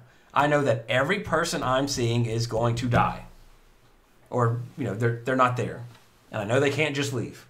And then they also do that trope in zombie movies, which can either be good or can ruin it for me, is where all of a sudden the creature isn't the real biggest threat, it's humanity itself. Because some people, basically if you see this thing, your eyes get all weird and you kill yourself. It's like The Happening. Right. But some people, when they see it, they don't kill themselves. They just go crazy and want to make other people see. So it becomes like a religious thing for them. So they go around to the people that with blindfolds all basically ripping them off. Like, you must see, you must see. So, I thought was stupid. Me drunk at spring break. Yeah. I mean, and again, it immediately got comparisons to A Quiet Place because it's, instead of not being able to hear the monster, you can't see the monster. Now you need a movie where you can't talk. If we talk, the monster will find us, and you complete the Trinity. You can't smell the monster. if you breathe, the monster will find you. Well, I guess we just hold our breath and die. I mean, that's what A Quiet Place did, right? Is because you can actually. You can show that in a movie, like the quietness of it. Yeah. And it took to great effect in A Quiet Place. I mean, unless Bird Box just goes black screen for a long time. Okay, here's the deal. This is dumb. So you get Benedict Wong, the Dr. Kim, I think, from Jurassic Park, That's how I'd always recognize it. The second he pops up, oh, watch out, he's got some dinosaur DNA hidden somewhere. But he's like, all right, tie me to this chair, and then I'm going to watch one on security cameras and see if, you know. And somebody's like, well, that's not going to work because you're still going to see it. And he's like, it might not because it's a digital image. How can whatever it's doing do that? Which is that's a logical argument. Like, sure. Yeah, that makes perfect sense. But no, you can't have it that easy. So all of a sudden you hear screaming and like you hear him killing himself because he saw it through the security cameras, and it still got him. So you have to wear blindfolds, and they do way too much of this crap. Like you're looking through the blindfold, and I got a hat, with like some netting on it. So like you basically can still see. Like, yeah. You're not like literally like in darkness. Like it's not like pitch black. So she's seeing shapes, and also then numerous times in Bird Box, they're running, blindfolded, through a forest. Yeah, that's not gonna work. At full sprint. Granted, she does trip twice, but I'm sorry. You've been in the woods. I've been in the woods. Even on a trail, you can't just like. I mean, your sensor. Tell somebody to run in a straight line blindfolded, they're not going to run in a straight line. I mean, that's just facts. So there's people complain about the plot holes in it. They don't explain anything, which I like. I don't even know where the monster came from. That's just terrifying. Yeah. You don't explaining it cheapens it to me. That's why I like. And how the situation they're in. Go. Yeah. Just right. You're on for the ride. Quiet Place. They don't say how the things got there. It's just like it's set up. You can't make noise. If you make noise, these things are going to find you. Like it's all sound based. Yeah. Which again, like you haven't even seen it. You got it. That works for film because you can have silence and then the power of sound to where like you have a scene where it's 5 minutes of quiet of somebody tensely sneaking by a monster, and all of a sudden that little sound becomes deafening and works. Quiet Place works. Bird Box doesn't work. No. Now, it was a book that came out before A Quiet Place, but again, can't see or can't hear. One of those works better for a film. And Bird Box isn't bad. It isn't terrible. Did it make your worst list? No. Okay. Believe me, we're getting there. But yeah, Quiet Place, walking out of the theater, I was like, holy shit, that was great. I have one nitpick, but I don't want to say it until after you've seen it. Okay. So... Talking about Bird Box? No. Oh, Quiet Place. Yeah, Quiet Place. Okay, cool. Like, wait. I have a lot of nitpicks. Like Bird Box, you can tear it apart. Right. Like it's. John says Bird Box seems bad to me too. My brother. Or as Wet Thor would say. Wet Thor. My man. That's what he says. Several times. Number 2 for me, Infinity War. I mean, obviously, that was the culmination of 10 years of Marvel movies to this moment. Of course. Had they done what we talked about and immediately said after Infinity War came out that, the Black Panther and Spider-Man sequels are now canceled. Which... That would have been awesome. Yeah, because then wait, seriously? They gotta be... Then like, they gotta be joking with it. Like that, there's no way. There's no way. But still, of course I still would think they wouldn't cancel them. But at the same time, there's that at least that a little bit of possibility, like, are they gonna have the ball? Well, let's see, Spider-Man could be Miles Morales. Black Panther could be Shuri instead of T'Challa. Maybe they are going to do something different. Like, that's out the fucking window. Yeah. Because if you look at upcoming releases for this year, you have Captain Marvel in March, Infinity War Part 2 in April, and then in June or July you have Spider-Man Far From Home. So no matter what, we know that Spider-Man comes back. Which, obviously, let's use our logic and reasoning here. If Spider-Man comes back, I'm sure... everybody else probably comes back, except maybe Gamora and Loki. Right. But I'm willing to bet it's going to be a reset kind of thing, probably. Yeah. Who knows? But it's safe to say that Black Panther, who disappeared, will be back. Spider-Man will be back. We know Chris Evans is out as Captain. This was his last role as Captain, or last time appearing as Captain America. So, which we are logical people on this podcast. So either they're going to kill him off, which I hope they don't do. I think that's too cliche because they missed their moment in this one. To where he could have actually been killed, not disappeared, but killed. And, because Bucky faded away, so who's going to replace Cap? Granted, it could be Falcon. No, Falcon faded away too. So yeah, at least one of those characters has to come back to be the next Cap if they're going to go that route. So it's just like there should have been stakes in Infinity War and there weren't.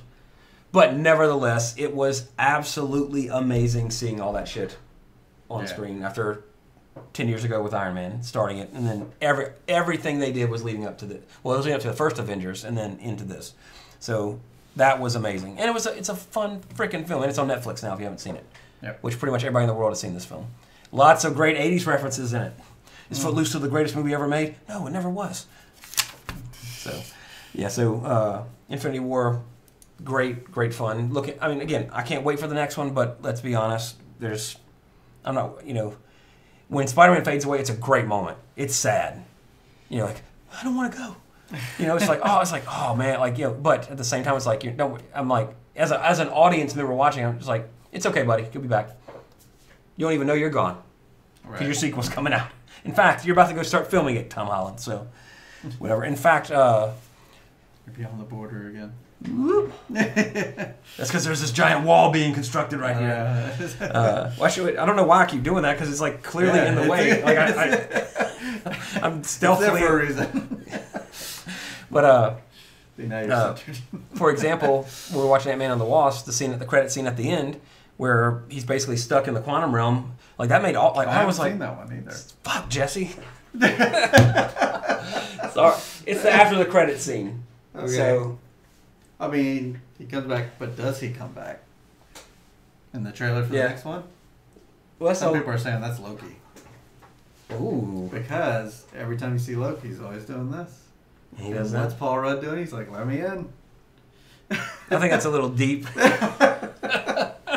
I would love something surprising because that's the back in the for every movie that we talk about this podcast or revisit on this podcast was a time where we didn't have IMDb, we didn't have all this shit saying, oh, so and so's in this movie. Oh, there's a scene after the credits. Or oh, they're connecting all this. No, it was just like oh, that looks awesome. You wanted to get to the theater on time to see the trailer so you would know what's coming out. Yeah. That was your source of news. Like, wow. Or older people would get magazine. There were magazines out, Fangoria, Starlog, all that kind of thing, where you can kind of see some stuff coming up. Yeah. But it wasn't like today, where like as I'm looking on Facebook at whatever, it seems I get like all these ads. Oh, that looks good. Oh, interesting. You're bombarded with it now. So like that's why like Bad Times at the El Royale. I literally only saw that trailer one time. Yeah. And then finally I saw one ad for it because I liked it after I saw the trailer. I liked it on Facebook, so I would know when it comes out on digital and everything. And then that's what I saw. Like now available on digital. Bad Times at the El Royale. Like, oh, thank God. If I can watch it. That kind of thing. So the fact that nowadays it's all the marketing and the building up. Like again, going into Infinity War Part 2, all I know is that Chris Evans will not be Captain America again. So I'm expecting him to die. Yeah. As the we knew he was going to be out starting with this one. Because that's why in the trailer for Infinity War Part 1, it pretty much ended with that scene with him catching Thanos' gauntlet and like, oh shit, he gonna get killed. Because I mean, if you've read the Infinity War comics, the original Infinity Gauntlet, excuse me, there's one of the greatest panels in comic book history, in my opinion, and most people would agree with me, where Thanos has killed Spider-Man, he's killed Thor, he's pretty much killed every person. Mm-hmm. And let's be honest, Captain America is on if you have a power tier in terms of power, he's like mid-range. I mean, Spider-Man is technically stronger than Captain America. Yeah. Spider-Man has lifted a subway station. Yeah. I mean, Spider-Man has had almost Superman level strength feats in his comics. But your big guns are dead. Captain America don't give a shit.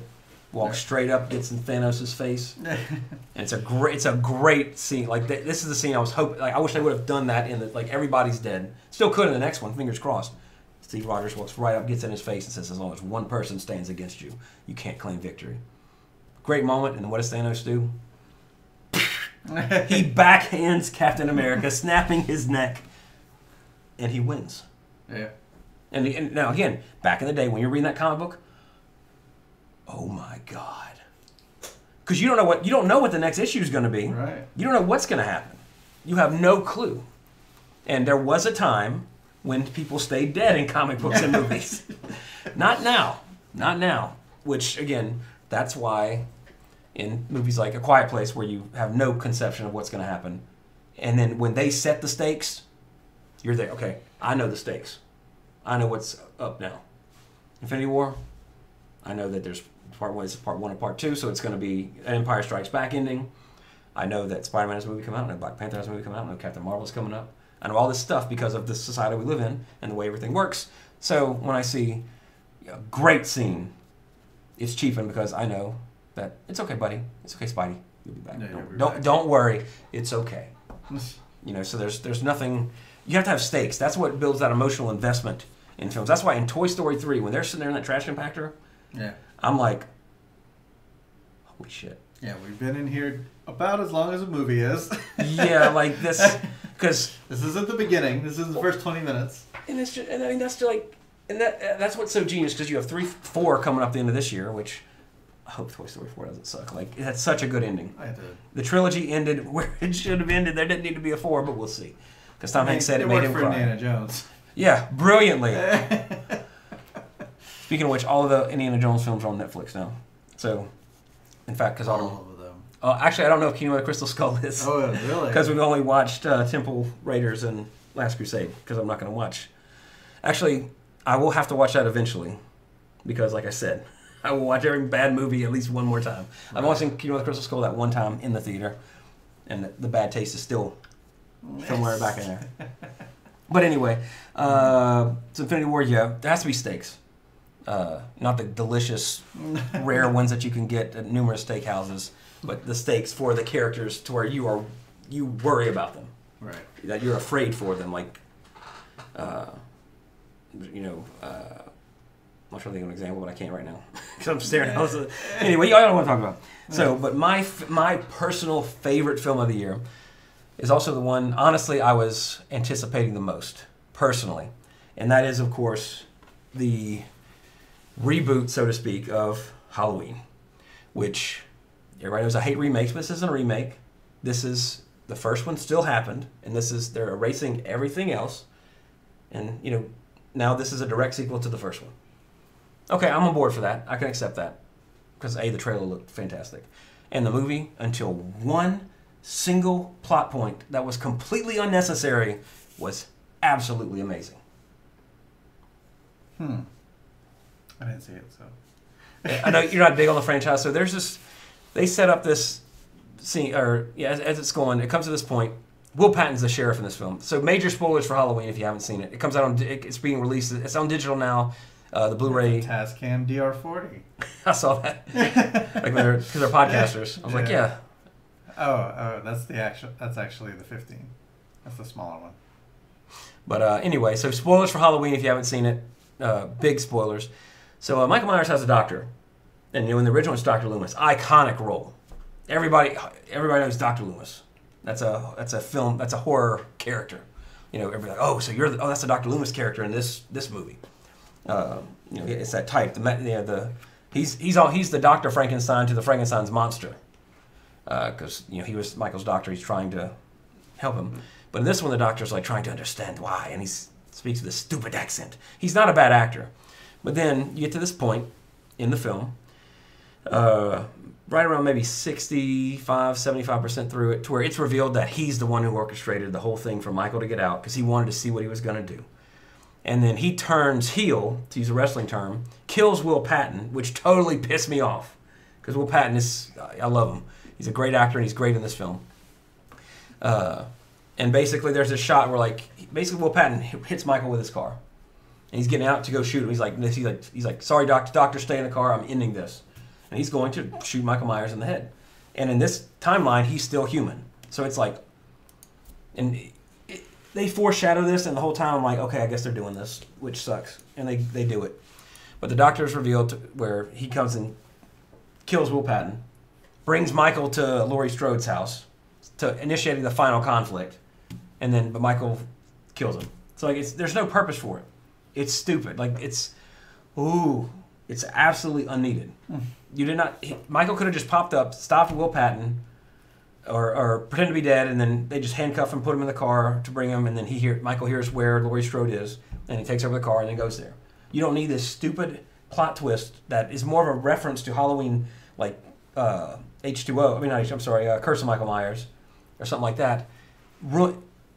If everything else visually, audibly, that's not even a real word. John Carpenter did the score, which is absolutely phenomenal. Everything about this film is great, well done, except that one point to me. and if everything else wasn't well done, so well done to me, I would not have liked this film. Because that plot point almost ruined it. But again, it happens, and they pretty much resolve that entire plot line within 10 minutes, so it's completely unneeded. It could have, a little more clever writing could have been done better. And it would have been unnecessary and would have been fine. But they did it, can't change it. It's stupid, but the film still works. It's still visually great. As a die-hard, lifelong fan of the Halloween franchise, this was to me, a great job. Although a lot of people, this is very divisive among people who like it. Some people still think Part 2 is a better sequel, which I'm not going to argue with that. But here you lose the entire sister storyline. It's just more, again, it's scary because he's going back after somebody who he didn't kill. Like, he wants that victim. He wants to finish what he did. It's not like, oh, it's his sister and it's the Mark of Thorn and all this crap. One of the greatest, of course, the original Halloween has one of the greatest tracking shots in film history. This one has a phenomenal one as well. Incredibly well done. Jamie Lee is always a badass on and off camera. So she's always good to see. So, again, I'm talking so much about it, I'm getting hoarse. But highest possible recommendation for Halloween, or Halloween as it's called, because David Gordon Green directed it. And I wish they would have put this scene in the trailer, because it's a good reveal. It's a good trailer sting, but also in the film, you know, here it comes. It's leading up to this bedroom scene. Yeah. Because they did a good job with the characters, which some people don't, I know for a fact, don't agree with me on that, because all those things I've read and other podcasts I've listened to, which is totally fine. That's your opinion. Great to hear it. And that's what makes the world great. Different opinions. But the fact is we can talk about them, so that makes it good. So anyway, that's my personal, again, that's my favorite films. Right. But I do have to give a shout out. I know Ben Wyatt does it on his when he gives his best films. He doesn't count, these are just films that came out this year that I listed. He does it any film that he's seen, no matter when it came out. If he just saw The Godfather for the first time, he might say it's his top film of the year because he saw it. Nothing wrong with that. But I have to mention a film called Remember on here, because this probably is the best film I saw this year. Remember? Yeah, with Christopher Plummer. Ah, okay. It's on, I think it's on Amazon and Netflix. It's on one of them for sure. It's very Memento-ish.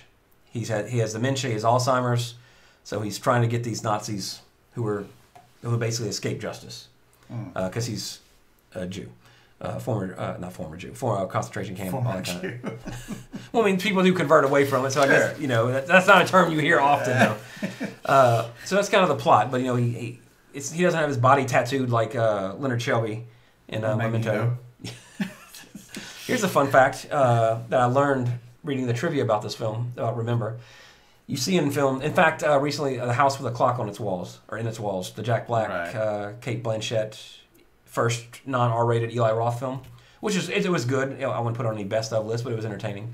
But anytime you want to reveal that a character survived the Holocaust, how do you do that in a film? Their sleeve goes up, and you see those tattooed numbers. Yeah. Which I don't have, because I'm not. Yeah. But, Magneto, like you mentioned, that's how, Monster Squad, where he's like, oh, I guess you've seen some real monsters. Yes, I have. Shuts the door, and there on his sleeve, conveniently, is the tattoos. Yeah. But here's a fun fact. Like you just saw it right there. I missed it. In reality, the only people that got the tattoos were able-bodied men who could work. So if you see in a film with a woman showing that, now this is what I'm not a Holocaust expert. You're like, oh yeah. I'm not saying somebody's full of shit or anything. This is just what I've read. And again, reading things on the internet these days, it's almost 50-50. But this was on the trivia, I think, in IMDb, so I give it a little more credence to where somebody would have debunked it maybe by then. And I haven't gone back to look it up or anything, but apparently the only people that got tattoos in the concentration camps were able-bodied ones who could work, mainly men. So they knew who they had to go send these numbers to go work here. So, but what they said in that little bit of trivia was that no women, no kids had tattoos. So, but in House with a Clock on Its Walls, Kate Blanchett reveals that she survived the Holocaust because her sleeve goes up and there's the tattoo. But according to what I've seen, or what I've read, is that women didn't get those tattoos, so that's a historical fallacy. Please correct me if I'm wrong, anybody who knows better than me. There you go. 80s Revisited, gmail.com. And that's your history lessons for this episode. So now fake history. Yeah, possibly. Drunk history even. Who knows? I have no clue. But now the worst films of the year. What? There were worse films? Totally. And before I get to the worst, most overrated film goes to A Star Is Born because that was some overrated. Blah blah blah. You don't like the music? Music was fine. That was the best part. Yeah. But the movie was. I'm like, okay. Let me word this appropriately. Did you see it? Did you see it? Gaga's performance was not the second coming of Meryl Streep. Nope. It wasn't bad. It was not bad. No, but was like average. Yeah. Yeah, but there was nothing special about it. The songs were great. Bradley Cooper was. I mean, I like Bradley Cooper. Sam Elliott was the MVP of this film. To me, Like he is in every film. can't argue with that. But like the better story in this film was his and Bradley Cooper's relationship. Because spoiler alert for A Star Is Born, the best scene in the movie that was more impactful than him hanging himself at the end to me was when he's like, "I didn't steal my dad. I didn't steal Dad. You always said I stole Dad's voice. I stole yours." When he's talking to Sam Elliott, and then Sam Elliott backs out, and when Sam Elliott cries, we all cry. Because I was like, "Oh man, like God, like that part was that was like, okay, I like this movie a little more now." And then it goes, and then that's the whole like the agent like tells her this and tells him this, and he goes and kills. I was like. Yeah, they needed to show more why. Answer more of the question I mean, why. that would have definitely worked for me. I mean, again, it wasn't a terrible movie. It wasn't It's bad. such a hard thing to show what someone's going. Yeah, What's going on? I think Cooper could have done it. Yeah, sure. But I think when it you takes have a good writer behind it. it could have been more. It's A Star Is Born because you have to have Gaga becoming a star in that film. Whereas it could have gone the Crazy Heart angle and had this older star who's fading out. Right. Dealing with that, and that could have been that would have been was though. But it takes away from that because you have to fill in all this alley stuff with her instead of singing these soulful good songs. She sings all these pops. She does the opposite of what Gaga did. She goes back from releasing like a country album to releasing a pop album. Oh right, yeah, because Gaga pop album, top, yeah. And then when she's evolved as an artist, which is fantastic. I love Gaga, love her to death. But there was a whole big thing about how because it released the same day as Venom, and Gaga fans were like. That's what I heard on the internet, at least. Bombing Venom with bad reviews so people would not go see it to go see A Star Is Born. I had no idea. Because I mean, when I saw it going into A Star Is Born, I was like, "Oh, it's so good! Oh, it's so amazing! So amazing!" No, it wasn't amazing. Yeah, it was. It was good. I mean, Bradley Cooper did a good job directing. I mean, there's nothing bad about it. It's just it's not this. It should not be nominated for Best Picture. Which I don't think it was at Golden. Maybe it was at Golden Globes. It was nominated. For musical or comedy? I mean, drama or musical and comedy. That is the category, isn't it? Yeah. Honestly, I don't remember which one. Because it won something. That one score or something. Because she was nominated for actress and she lost to Glenn Close, as she fucking should. Right. Because Glenn fucking Close. Close. Glenn Close. Yeah. Cruella DeVille. Yeah. But again, not a bad movie. It's just. I was expecting a lot more than what I saw because of the hype around it. But I mean, it's not necessarily bad, but it wasn't. Yeah. It would not be on my best list at all. But since they do 10 films now for Best Picture, it's probably gonna get a Best Picture nod just for that. Yeah, I agree. The publicity, the hype with it, and everything. Yeah. But here are films that none of them should get any Oscar nominations. They should get raspberries across the board. I guess I could do them in an order. Number 5, I'm going to say Christopher Robin. We talked about that last time. And it's just, again, this was one that was like, one of our friends was like, oh, talking about how he cried at the end of it and all this. And I was like, Ewan McGregor, it looks good. I like that. The characters look good. It doesn't have doesn't look too, there's not too big of a contrast between the CG and the real life. No, this movie was boring as fuck. And, I still don't know the point of it. There was no... he's with his family, but it was Hook. Without pirates, not as good. Yeah, nowhere not even close. He grew up and he stopped believing. But at least in Hook, there's an hour of him having to believe. It's just let me go with you, Pooh. Oh, yeah. Let me. It's just, yeah, that's the thing too. It's they never stopped existing. Yeah, and there's not really. They're not make believe at all. He just left his friends and ignored them. I mean, he's concerned about some career. He could have brought them out and just showed people. And Yeah, that could have been your tons of money. career. You guys, you're signing this contract with me. Pooh. Yeah. Pooh, All of you them. just gotta let's make a fun show. Yeah. You have access to this. You're the only person with access to this magical world. Yeah. So, Yeah, I'll bring my iPhone in there. We'll just- film it, and that'll probably be enough to get the views we need to make some money. Exactly. So I don't have to do this job anymore. Does that sound good, Pooh? We can hang out every day. Yeah. Then I can spend time with my family. Yeah. Everybody's gonna have fun. Yeah. I mean, what happens to you in your life? I mean, selling furniture or suitcase or whatever he was doing, to where I believe in Hook that oh, he's a lawyer, so yeah, now he's Yeah. I believe he left his childhood behind. Yeah. I'm going on only 40 years old next year, so it's what job makes you when you have access to another world? Yeah. Why would you ever forget that? Why would you not? I mean, even as an adult, okay, I want to go do my thing now. Yeah, because even while he was there, he's like, oh, God, is this over yet? Can I just go back? Yeah, and So I could that get some place work was done. way nicer than his house that he lived in, apartment or whatever it was. So yeah. I was disappointed.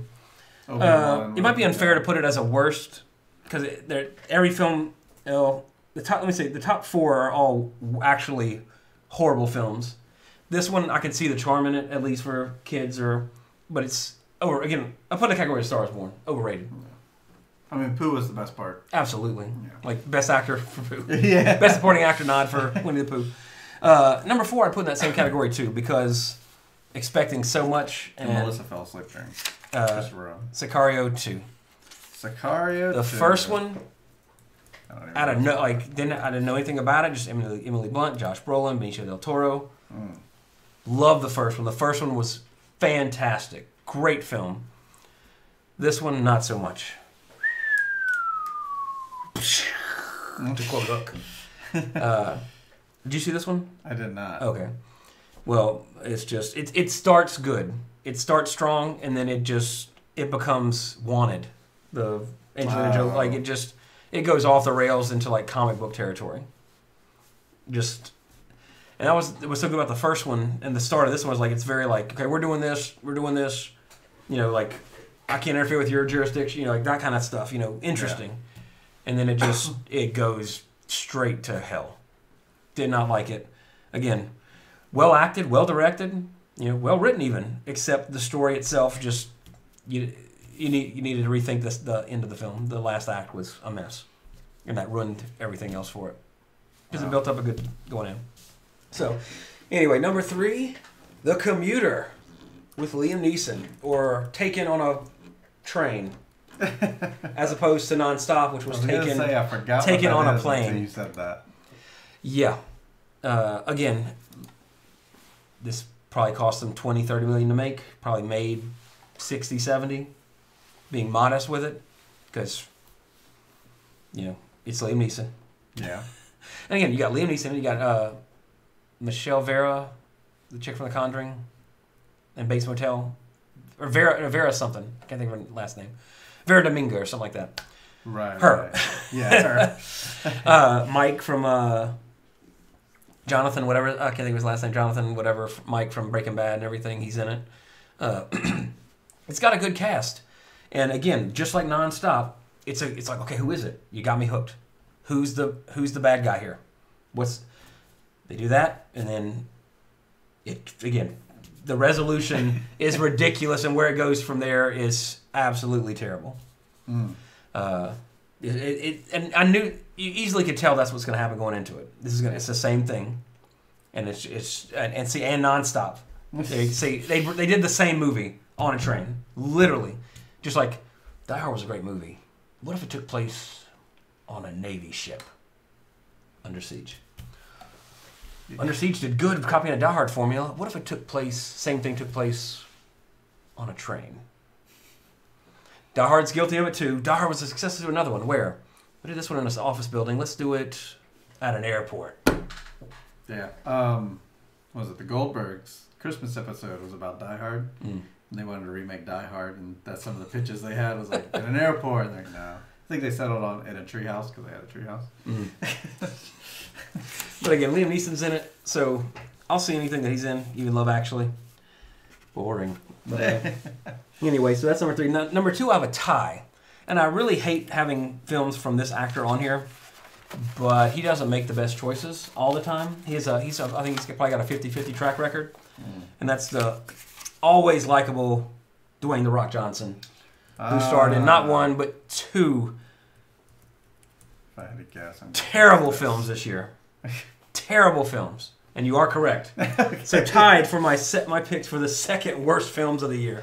First off, that completely impossible jump. Right. Skyscraper. Again, I love The Rock. He's good. He's enjoyable to watch. But he's great when he does the over-the-top films, which the other one, other than Skyscraper, that came out this year. Two great examples of films that he's in. He's either in one that's going to be like a serious action movie, like this, where he's playing a character with a heart, and he has a disability in this, and he's got kids he's got to fight for. He's not cracking one-liners. Neve Campbell. Yeah, I didn't even notice her in the trailer, and then we're watching the movie like, wait a second, it's Neve Campbell. What the hell building was that? That's a completely fabricated building, just for the purpose of this film being created. The most advanced skyscraper in the world. What architect came up with that? Him, that guy right there. No, I mean like the digital guy. Here's what honestly, this year was, when I was looking back at all these films, this was the year that 90s movies came back in style. Right. This is a movie that would have been made in the 90s, like right before Schwarzenegger got elected to governor. And it would have been awesome. Yeah, back then. Yeah, I mean, it would have been better because hats off to The Rock for trying. I say trying to act. I mean, he can act. I mean, I think he can do good stuff. But this movie is so over the top and ridiculous. You can't be that character in this film. Yeah. You have to sell the ridiculousness. My opinion. Like this has to be like one-liner city. This has to be like ridiculous stuff. Like he's missing a leg. Like and the problem is they're playing it serious. Yeah. Like as ridiculous as everything is in this film, every actor in it is so goddamn serious about everything happening. Yeah. It shouldn't be. This should be stick around. Yeah. When he beats somebody with his foot, or it should have been, I can't think of. I'll try to think of something like, I'm gonna kick you in the face.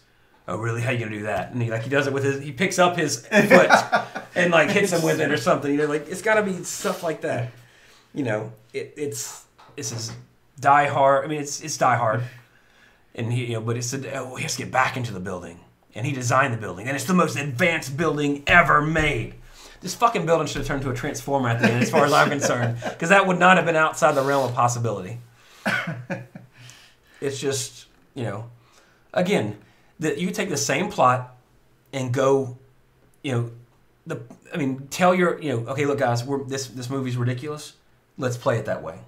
Yeah. And it would have been just like San Andreas, same thing. It should have been The Rock pulling the continent back together or something, like holding the plates together. It needs that ridiculousness to it, because now if it was just it was straight up just his family's in a building and he's a cop or whatever, that's a different story. This movie is ridiculous. The building itself is ridiculous. You can't, it's like they're in Star Trek, but like they're not. They're like I don't know. It's dumb. It's fucking dumb. Trust me on this. My brain's hurting thinking about it. The other one, though, tied for number 2 as another Rock film that came out this year, and that's Rampage, based on the video game, which was actually shown in the movie itself. Yeah. Strangely enough. Yeah. Now, same thing. This film is utter nonsense. I did see this one. I will say this, though.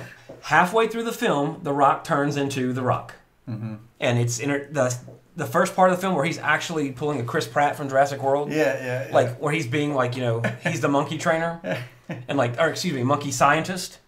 So he's like, I train this animal, I teach it, like all we're seeing right now, like the serious stuff. But then once everything gets all gigantic and crazy and stupid, he gets stupid too. And I mean that in a good way. But this movie should have started off like that. This starts off with the serious Rock, and not in the good way. And when I say serious Rock, go watch Faster. Great film where he's not ridiculous. And the plot is good. It's a good story. It's not meteors crashing and a wolf and a monkey become gigantic, and there's another one too. I forget what it is. Alligator? Yeah. Yeah. So, okay, now, once the shit hits the fan and all the monsters are fighting, this film's enjoyable. Jeffrey Dean Morgan as Jeffrey Dean As Morgan. Negan, with, this is what he was doing We before. have rules. Yeah, follow them. Pardon my goddamn French. Just, this again, same thing with Skyscraper. You have the tools there, you have the pieces. Yeah. But I mean, who thinks this should be serious? Mm-hmm. I mean, but again, once it hits the fan, it's there. And the worst film that came out totally last year, not The Predator. It's close. But A Wrinkle in Time. I never saw it. I didn't either. I didn't finish it. This movie was so bad and just odd and made completely nonsensical, which blows my mind because it was a Disney film, and the trailer looked great. Mm-hmm. I haven't read the book. Couldn't finish the movie. Just ridiculous. Like, I don't even know what's going on here. And I like movies where you don't know what's going on. But it was just boring, unentertaining. I have nothing good to say about this movie. Wow. Like, the effects were terrible. Yeah, I hear it's garbage. Garbage. And I know people who love the book, the whole series of books. Unfortunate. The movie's garbage. Now, if you've seen this movie, and I want to say I got maybe an hour in. If you got more than an hour in and this movie became some sort of goddamn masterpiece, let me know and I will finish it. But you can't be. It better not be a first time watcher or listener either, because I'm not going to trust you. But it was garbage. The worst film I've seen this year. Again, everything that I'm saying, these 4.2 on IMDb. It should be a 2.4. Wow. Is garbage. Absolutely. Visuals. Hot garbage. You'd think it looked good, but it doesn't. When you're watching it, it's like, that can't save it. Nothing saves this film. I didn't even get to see him in it. So I didn't get that far. I don't think that would have helped. I don't think so either. I can't think of anything that would make it better. It was not good at all. Skip it. So anyway, yeah. And again, these are just films I've seen. I didn't see Bohemian Rhapsody. Yeah, it should be on that podcast for sure. Didn't see Bohemian Rhapsody. Didn't see Green Book yet. Some of the. I'm trying to think of some of the big ones. Like, I didn't get to catch Creed 2 at theaters, which I kicked myself for because I really want to see that. I can't believe they made a sequel to Creed. Order your fire. We should totally make a fake trailer for the band, like this summer again. Videos, yeah. Come back with arms wide open. Come back. Let us take you higher once more. The story of Creed, Part 2. But anyway, no. So yeah, that's my best and worst of the year. Again, ones that I've seen. If they were on my best list, I would recommend seeing them, bar none, regardless of what genre you like. On the worst, I'd advise skipping them. Even if you like The Rock, honestly, it's mindless for Rampage and Skyscraper. You know what? If you like The Rock, you should watch them because I watched them. I enjoyed them. I had fun riffing them as I was watching them. Put it that way. So there is a Creed versus Creed movie trailer. Yeah, it's kind of. And then Scott Stapp reviews Creed on Funny or Die. Well, he'll do anything for $1. Yeah, these days. He's like, I was gonna say Brendan Fraser, but that just makes my heart hurt for Brendan Fraser because I like Brendan Fraser. Oh, look, see, bam! See, great minds think alike. He has a chance to take himself higher. One fight with it writes itself. See, it's like it's in the creative zeitgeist of the collective consciousness already.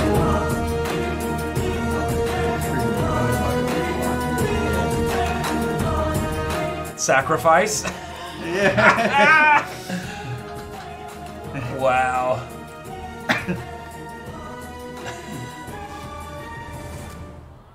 I'm waiting for one more bad song pun. I guess that's it. Creed versus Creed. Oh, we did miss a few at the beginning. Where was it? Here we go. That's so stupid.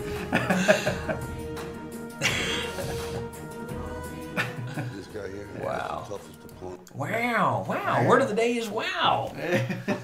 But anyway, I did see a couple of things though. Saw First Man, which visually was amazing. Right. Looked great. The opening scene, I don't think I unclenched my fist till it was over. Oh, really? It was that well I saw done. the first scene. When he was in the ship. And like the numbers start going up. I was like, oh shit. Well, I started watching. I had no idea what it was about.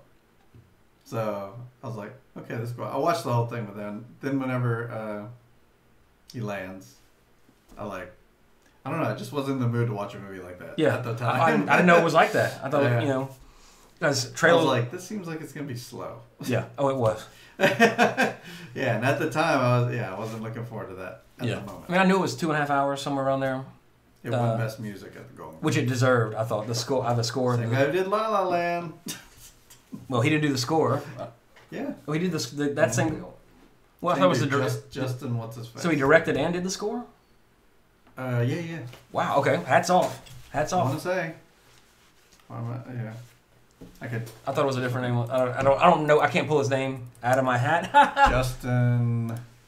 Something. Singer. Oh no, I'm sorry. Damien Chazelle. That's it. Okay. That kid. That's young. Yeah. That's way younger than us. Yeah. That's what I always think of whenever I see him win countless Oscars and stuff. It's like, oh, no, that child. No. I want to say he won music. It did. It won the Golden Globe for best score. But yeah, the score was went great. Up there. Yeah. Oh, Justin Hurwitz. Okay, well that's the guy who did. That's the guy who I was thinking of. Okay. And he writer and producer. Okay, yeah. Same. You're definitely same guy. But same team for sure. Okay, yeah. Because that Whiplash, yeah. Other guy, Damien, what's his face? Yeah, he was involved in the other one. Way better than La La Land for me.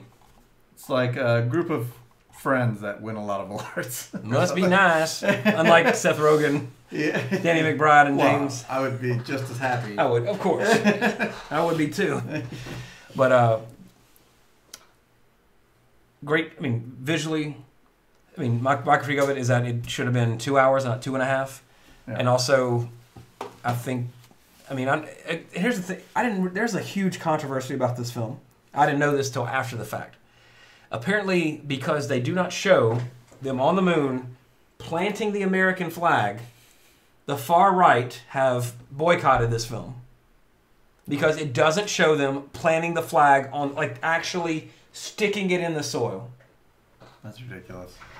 Watch your Facebook. If you see like an ad, like where it says like watch. If you see the poster pop up, click the comments on it. I guarantee you, it's gonna have like 1,000 comments, and it's gonna be all these dumb ass motherfuckers who won't go see a movie because it doesn't have a flag. It doesn't show them plant the flag. All the stuff with the space stuff on the moon, I thought was fantastic. You know, again, this is one of the greatest moments in human history, and. You know, all that stuff on the moon, I thought was great. You know, and then you realize when he's on the moon, you realize his entire motivation at that point. His character makes the ARC, A-R-C, on the moon. You know what I'm talking about? Not spoiling it. You know, it's like, okay, he finally did that. Well, there's no reviews about it. They're all just saying it's a really shaky camera the whole time. Well, yeah, because you're in a fucking... you know, you're in a tin. They were in a tin can with less computing power than a calculator. Yeah, an actual just calculator. I mean, I think they did it was well acted, just too long, absolutely too long. And again, like you said, like the ending was abrupt. It was just like, okay, wait, did I miss something? But visually, it was fantastic. It's worth watching for the visuals. Wow. For me, and again, the whole moon sequence at the end was great. I do wish it would have been I wish I could have said I liked the movie more. I wish it would have had like that an emotional or some connection for me, but didn't. But nevertheless, the hate the movie gets we're talking a Last Temptation of Christ thing here, where people who didn't even see the movie are banning it because of what somebody in authority, quote unquote, told them. Because it gets. Every time I see an ad pop up on Facebook, it's like, I'm not going to see this anti-American, far-left, America-bashing trash. There's nothing in it that does that. The flag is all over the film. They show the flag like on the thing, like they show like it there. They just don't have this dramatic scene. Go watch the Michael Bay movie about it or something. If Michael Bay did it, you would have gotten that. See that? Yeah. Here's a comment on it. Just wanted to get in here before you commie bastards who didn't show the flag, quote unquote, crowd say a few things. Yeah. And then here, some baby boomer who's probably 50 years old. They didn't plant the flag in the movie, Chris. I'm not sure the movie has any credibility after that. Wasn't the sole focus and accompanying part of the movie? No. The point of going to the moon was going to the moon. Yeah. We could have just shot a rocket with a flag on it. We win. Yep. No, it's not about a fucking flag. By the way, when they took off, the flag got knocked down. Science, history, fact. They planted it right next to the lunar the limb. No, the limb's the one in space. I can't remember. I think the thing that hit the ground. I think the lunar. I can't remember. It's been so long since I've seen Apollo 13. They explain it all on Apollo 13. Oh. But they get off and they plant the flag right next to either the limb or the orbiter, whichever one it is. They take off. Flag got knocked down. Flag's not there. That footprint, that's not there either because they took off. That's why on subsequent missions to the moon, if you know your history, and we did go to the moon, because that's the thing. On these comments, they're 50-50. Excuse me, they're I'm trying to think of there are 40% of people who hate the movie because they don't show the planting of the flag. 40% of people who believe we never went to the moon, and the other 20% are the rational people who saw the movie and say, "Hey, both of you are complete idiots." So it's the comments are more entertaining than the movie on the posts for this film, which is sad. It is a good movie. It's not a great film. So yeah, but on the subsequent moon missions, they planted the flag far away from where they were lifting back off. So it would still be up there from the other missions because every mission planted a flag. So, and again, the flag's all over this film. They just don't have that slow motion music swell. And also, the movie's called First Man because it's about the first man who stepped on the moon, who is Neil Armstrong. Not Buzz Aldrin, who's the second man. The sequel will show that because Buzz Aldrin's the one who actually pushed the flag into the lunar surface. So, when the sequel comes out next year, Second Man, you'll get your little flag planting scene. Or again, if Michael Bay did it, low angle, dramatic music, slow motion. And for some reason, even though they're on the moon, you're going to get a jet fly over. Yeah.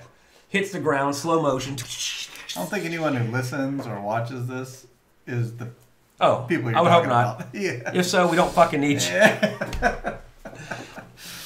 Although if you... Yeah. Anyway, and the other big one I did catch last week, right before we recorded, Aquaman, or as we mentioned, Wet Thor. Ocean Man. Sea Man! Why does everybody giggle when I say that? Aquaman would have been the coolest, most badass movie I had ever seen if I saw it when I was 12 years old. Unfortunately, I'm an adult who has pretty good taste in movies, if I do say so myself. I like a well-written movie, a well-directed movie, well-acted, written, directed film. This film is well-directed. It's very pretty. It's well-acted. However, the story is basically Black Panther mixed with Star Wars. Which, again, everything's kind of a mix of something. This film follows the hero's journey step for step for step and beats you over the head with what point in it they're at. Right. The score is not the music. The music in the film is completely random when some songs start playing. But the thematic score is really good. But the dialogue is the worst part of this film. It is absolutely elementary. Here's my nominee for the worst line in a film this year. Nicole Kidman is talking to Temuera Morrison about how she has to go back to Atlantis and he has to raise their son, Arthur Curry, a.k.a. Aquaman, alone. And she goes, "In the ocean, in Atlantis, our tears become part of the ocean." And then, next cut to him, sun setting in his face, dramatic. "On land, we feel them." I'm sorry. That is the dumbest shit I've ever heard. That is. I'm just like. I paused the film. Autumn wanted to see it because of Jason Momoa. Sure. Like most of its box office. Let's be honest, that's a fact. She even fell asleep during this film. He couldn't keep her interest. Also, I had no clue Dolph Lundgren was in this movie, and I was absolutely ecstatic when he showed up. And it's not just a bit role. He doesn't just appear like in a flashback. He's got like a good part of it. But yeah, it's not, as far as a DC film goes, it's probably the best in terms of like the rebooted DC. Not saying Dark Knight. No, not the DC universe, the Snyderverse. I'd say it's better than Wonder Woman. Yeah. Honestly, that's because Wonder Woman's a woman. No, it's not true. It's because the action scenes in this film were amazing. And as everybody who should know, who listens to this podcast with any semblance of regularity, knows that I fucking love sharks. And this film has a whole bunch of sharks with laser beams on their freaking heads. So, awesome. And also, Black Manta, as a kid, was always one of my favorite characters. Just because that costume is pretty spot on. And that's the next thing I was going to say. One thing, props to this film, is very, very comic accurate with the characters in terms of their Black Manta. What's that? New subscriber, John. Okay. Thanks, John. Anyway, the Black Manta looks like he stepped out of the comic books. When Aquaman does his heroic journey and gets his Aquaman armor, he looks like he stepped out of the comics, except for his hair color and that kind of thing. So and the thing is, this film is a comic book movie. It plays like a video game. It's definitely influenced by video games and actual comics. Yeah. And obviously by the Atlantean's armor, it looks like fucking Halo. Yeah. It looks like Halo armor. James Wan directed it. He did, I think, The Conjuring. Some stuff like that. So the action in the film is top notch. It's really just the story is. I've seen. You know exactly what's going to happen before it happens. Mm-hmm. When they show this and say this, you know exactly what's that going to lead to in the next 5 minutes, and what's that's going to lead to in the next 10, et cetera, et cetera. Completely predictable, no surprises.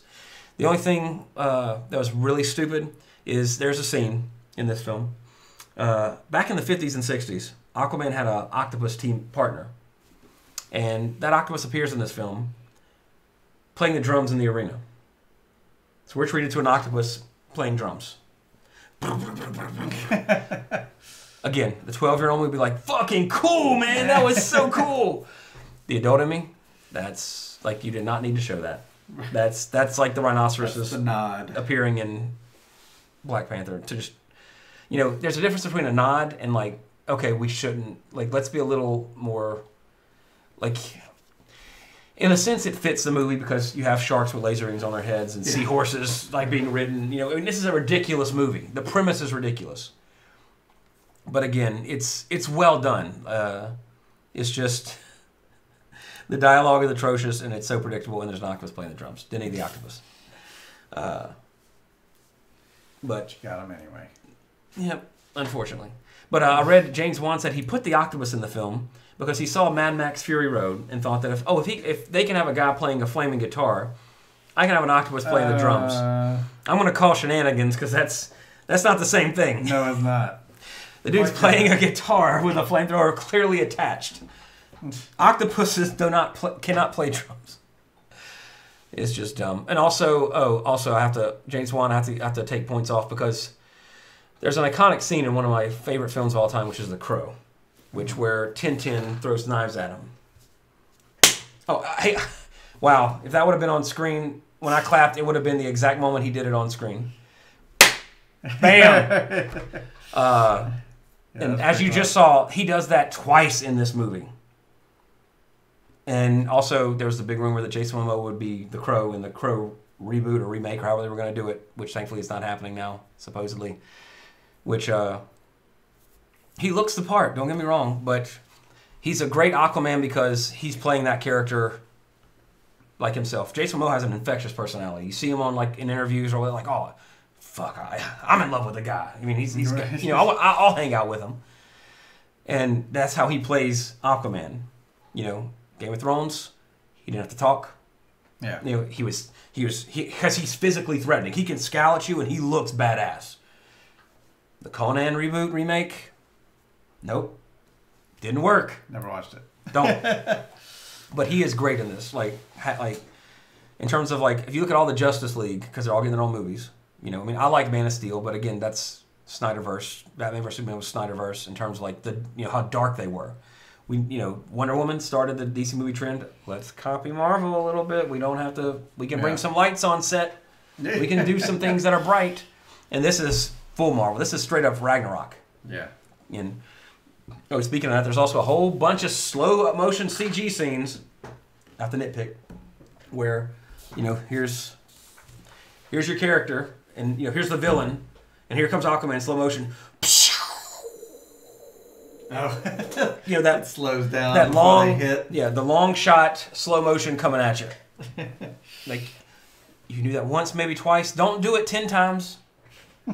Like in Ragnarok, But again, that's nitpicking. Overall, it's absolutely enjoyable. Like I did not think I would like it as much as I did. I thought this was going to be really kind of dumb. I like Aquaman in the comics. He always gets that. That's why that's the joke in South Park where he's Seaman because like what's Aquaman going to do? We're fighting in the desert. Yeah. But I mean, he's got Superman type strength and other stuff. But I mean, that doesn't mean he can help you in the desert. Still. But anyway. Oh, also another. Here's why again, as a rational adult, I can't like get totally like say, oh, it is a fantastic movie because it's inconsistent with what hurts him. They set up this huge plot point where he gets stabbed and the blade doesn't hurt him. He's like, hey, boom, punches a dude. He also lifts a submarine as you see in the trailer. Right. But then like sometimes he has trouble. Like he lifts a submarine, throws it out of the water, but there's a rock and he's like, no. It's that inconsistency. Was it in the water though? No, but he doesn't have to be in the water. He's always strong. He's not like Superman where he has to be in the sun. I can lift things heavy that are in the water. If you couldn't push a submarine in the water. No, probably not. But and also if you're underwater and a rock's falling and you try to catch it, it's still going to push you down. True.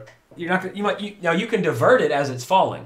You know what I'm saying? Like as something is sinking. If we were in a pool, I could lift you and make you jump. Yeah. And it's going to be great. And then once you break the water and you're still pushing me, you're going to hear.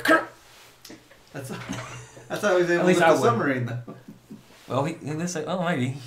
I haven't seen it. I don't know. It's worth watching. Like, it's again, kids will love it, which is great. Wet Thor, huh? Yeah, but it's just again, they're like A Quiet Place, for example. I can nitpick some things in that for sure, but those things are few and far between, or actually eventually explained, or like passed off, or just dismissed in a way that's not like weird or off-putting. There were some films, they talk more like that underwater because I don't feel like doing anything different because they're underwater. That would be funny if they talk like. So, but the problem with Aquaman, like, my point on that is that there's enough things that are inconsistent and also it's supposed to take place after Justice League, I think, but then, like, it's like, oh, you've never been to Atlantis. Like, wasn't he in Atlantis in Justice League talking to Mera? I haven't seen Justice League. No, Justice League we're seeing. Really? Yeah. Oh, wow. It's, again... I avoided those things after Batman v Superman. It's fun. I mean, Justice League is fun. You take your brain and you punch it out for work. Right. It's off the clock. Because I never saw like Suicide Squad or anything. Oh, do not watch. Suicide Squad is the one you skip. Okay. Like there's nothing redeemable.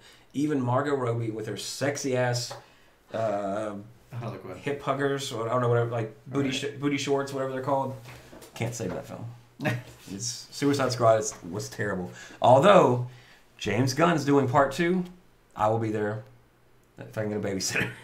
Day one. Well, maybe I got to see the first one then. No, how will I know what happens in the don't. second? I think he's gonna start. Hopefully, he starts all the way over or does something. He's like, the first one never happened. That would be great. Jared Leto's Joker does not exist. Will Smith wakes up from a dream. And then none of that had happened yet. That would be great. I would. That's the one time where I would accept that excuse to erase the movie. It just didn't happen. Wow. So yeah. That'd be a big reset. No, I mean that movie was so bad. I mean, not that I expected it to be great, but Yeah. The trailer did a good job of like making it look like entertaining, at least I guess, but it was nothing. But Aquaman, that's probably the in terms of the post Nolan Batman trilogy, probably the best DC movie. Now, I have a soft spot for Man of Steel because growing up with Superman, it gave me those feels again of like a good Superman movie. Yeah. I know a lot of people hate it too, but Aquaman's like it's a good way for them to go. Stop trying to be the dark Marvel and just make something that works. Yeah. Because it's very formulaic. It needs a dialogue coach. I guess since Carrie Fisher died, they didn't have anybody to punch up the script.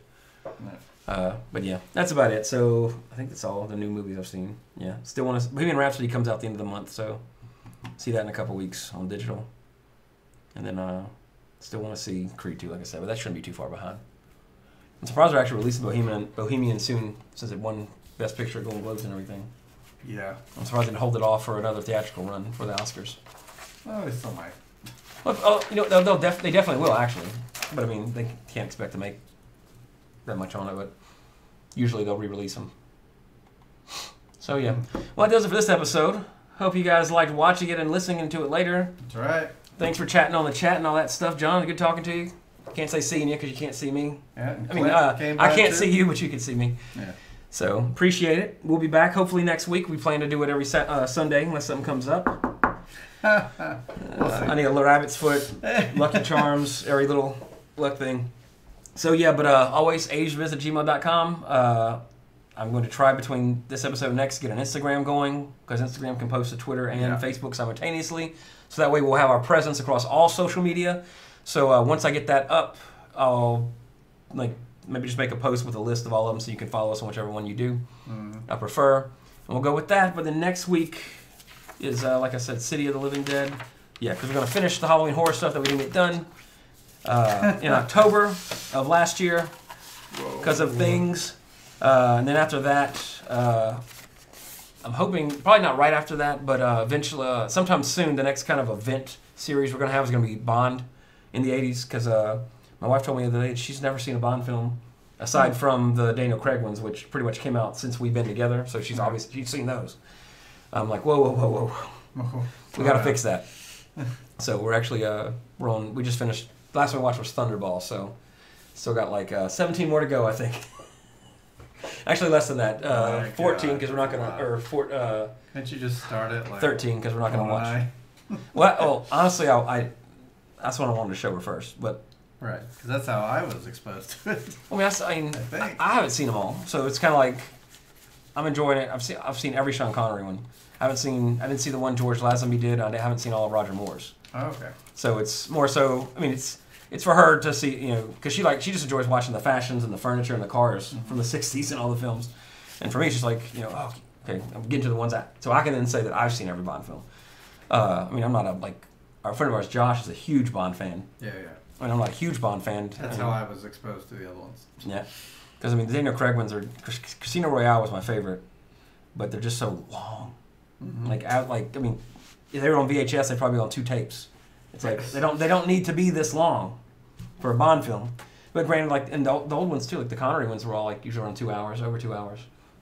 Which, again, you don't need to be that long for these films. What game are you playing? Well, nothing. I'm still working through Red Dead. Oh. But I really have noticed, what's your progress? About 3 missions passed from last time I talked to you. Oh, okay. Not far. Yeah, so I did look online just to What's your reputation? Good. Or here's the meter, here's good, here's good bad. side. I'm right there. Okay. I would be all good, but because, like we talked about before, to where the way the buttons are. Yeah. And if you move that camera just a little bit off as you're walking up to talk to somebody, you shoot them in the head. Yeah. In the middle of that city that's New Orleans. Yeah, Saint Denis. Yeah, same. Yeah. And here's the reason I've only done 3 missions since we talked last, because I'll be doing shit, and I'll be in Saint Denis, and then some idiot will run across the road as I'm riding, and I try to move, and they just keep running, and I hit them, and then it's like, oh, witness the crime. Like, are you fucking kidding me? So then I ride, and I'll go hog tie him, and it's like, I'll go, okay, I got him, but then I'll leave. And there's somebody, then all of a sudden somebody else says something. Or, this is what pisses me off the most, somebody will shoot at me first. Oh yeah, absolutely. And I'm like, whoa, whoa, whoa, pow! It's like, you've been reported for murder. He fucking shot at me. And then I gotta ride out of that huge fucking city, lose the wanted level, and then sneak back into the train station to pay off the bounty. And that takes 4 hours. And I could have done 10 missions. I did go online and just look at like a mission list. Yeah. Oh my God. Like of the main missions? Yeah. Yeah. So, and again, like where I'm at in the story, there's nothing compelling for me like yet. It's Right. I enjoy playing, don't get me wrong, but it's just I'm just like, man. I plan to. I haven't done it yet because I got to set aside 30 minutes of uninterrupted time. But the Resident Evil 2 demo is out, but you can only play it one time for 30 minutes. Oh. It's a time. It's like you get to play it for 30 minutes. You can continue as many times as you want. At 30 minutes, the demo is done. And in fact, somebody beat the game, like speed ran it in the demo. So It's an actual re-release? yeah, it's like the RE remake from GameCube back in the day. So they kind of knew what was happening then. Yeah. So I mean, like, Resident Evil 2 is probably the game I played the most. Like, or let me phrase it. Beat the most. Yeah. I played through it. I want to say Even 9 I or beat 10 that. times because I got Tofu and Hunk, and you had to play through I think 8 times to get Tofu or something. Oh no. One of them. There was none of that. And I had to do 10 because I fucked up I did it once. before I did it. You have to do like a certain thing. Wow. But honestly, that comes out the end of the month. Like when that hits, bye bye Red Dead. Like I'm not gonna touch Red Dead. Like, why is that being released? Yet Final Fantasy VII can't manage to get their remake done. I don't know. Because that's been hyped for like 4 years. Yeah, like that was a PlayStation 2 tech demo even at one point. I Right. think. Yeah, probably. Yeah. Like just because it was the tech demo of the city. I forgot the name of the damn city. Midgard. You know, just that kind of like little view, and then they made the PlayStation 3 tech demo where they did it on PlayStation 3 tech, and they teased it forever. Now they're on 4. Well, I mean they've done the remasters of all the other ones, so I mean it's just I don't know. I guess Just collecting those pre-orders. for sure. I mean I'd rather see an 8 remastered, but that's me. I'm that crowd where I like 8 better than 7. Some people say 10. Oh, 10 would be up there for me too. Absolutely, 10 was amazing. But if they switch gears now, it's going to take 7 years to be I mean, done. they've all been released on phones, you know, so it's just like, Yeah. except 8. Like I look on the iPhone, you know, it's like they got every Final Fantasy up to F7. 9 except F7. Oh, wow. Except, let me make sure I'm not talking on my ass. I'm 99% sure they don't have 8, which is the one I would have.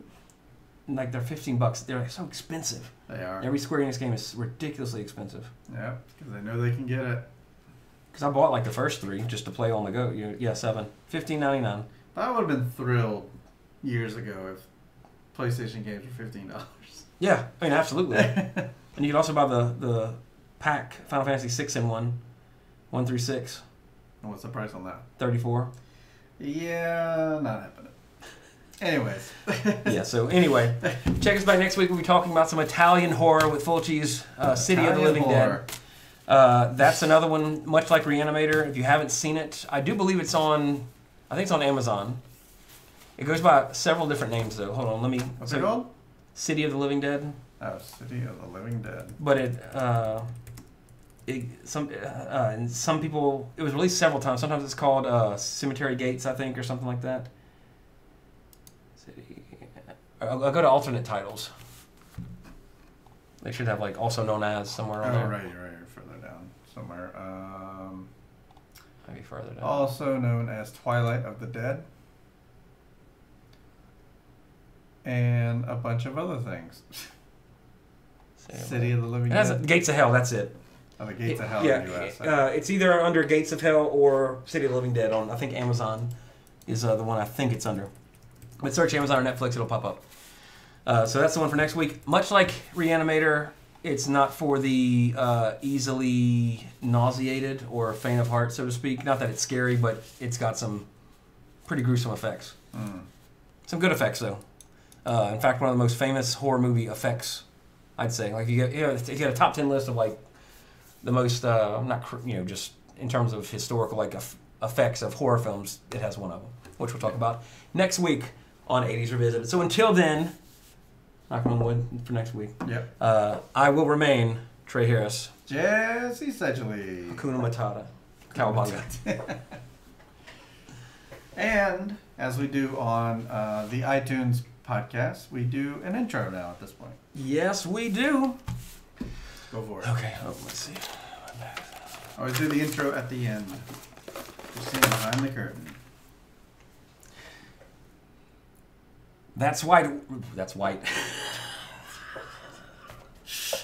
And usually because he Immediately lost every subscriber. he can go like he could do multiple takes of this. You know, that's where. Yeah. Most of the time, it usually takes one. Most I must say. I mean, give me a little credit. A lot of time, I'll knock it out in one take. But Right. sometimes it just goes bad right from the start. That's right, everybody. We've been reanimated here on 80s Revisited. We are back on YouTube and in your ears here on iTunes with Re-Animator, rounding out our Halloween horror this week. And it's coming up right now on 80s Revisited. Right. I'll take it. All And right. it's 10:30, so Goodbye. bye. Bye. Bye, Felicia's.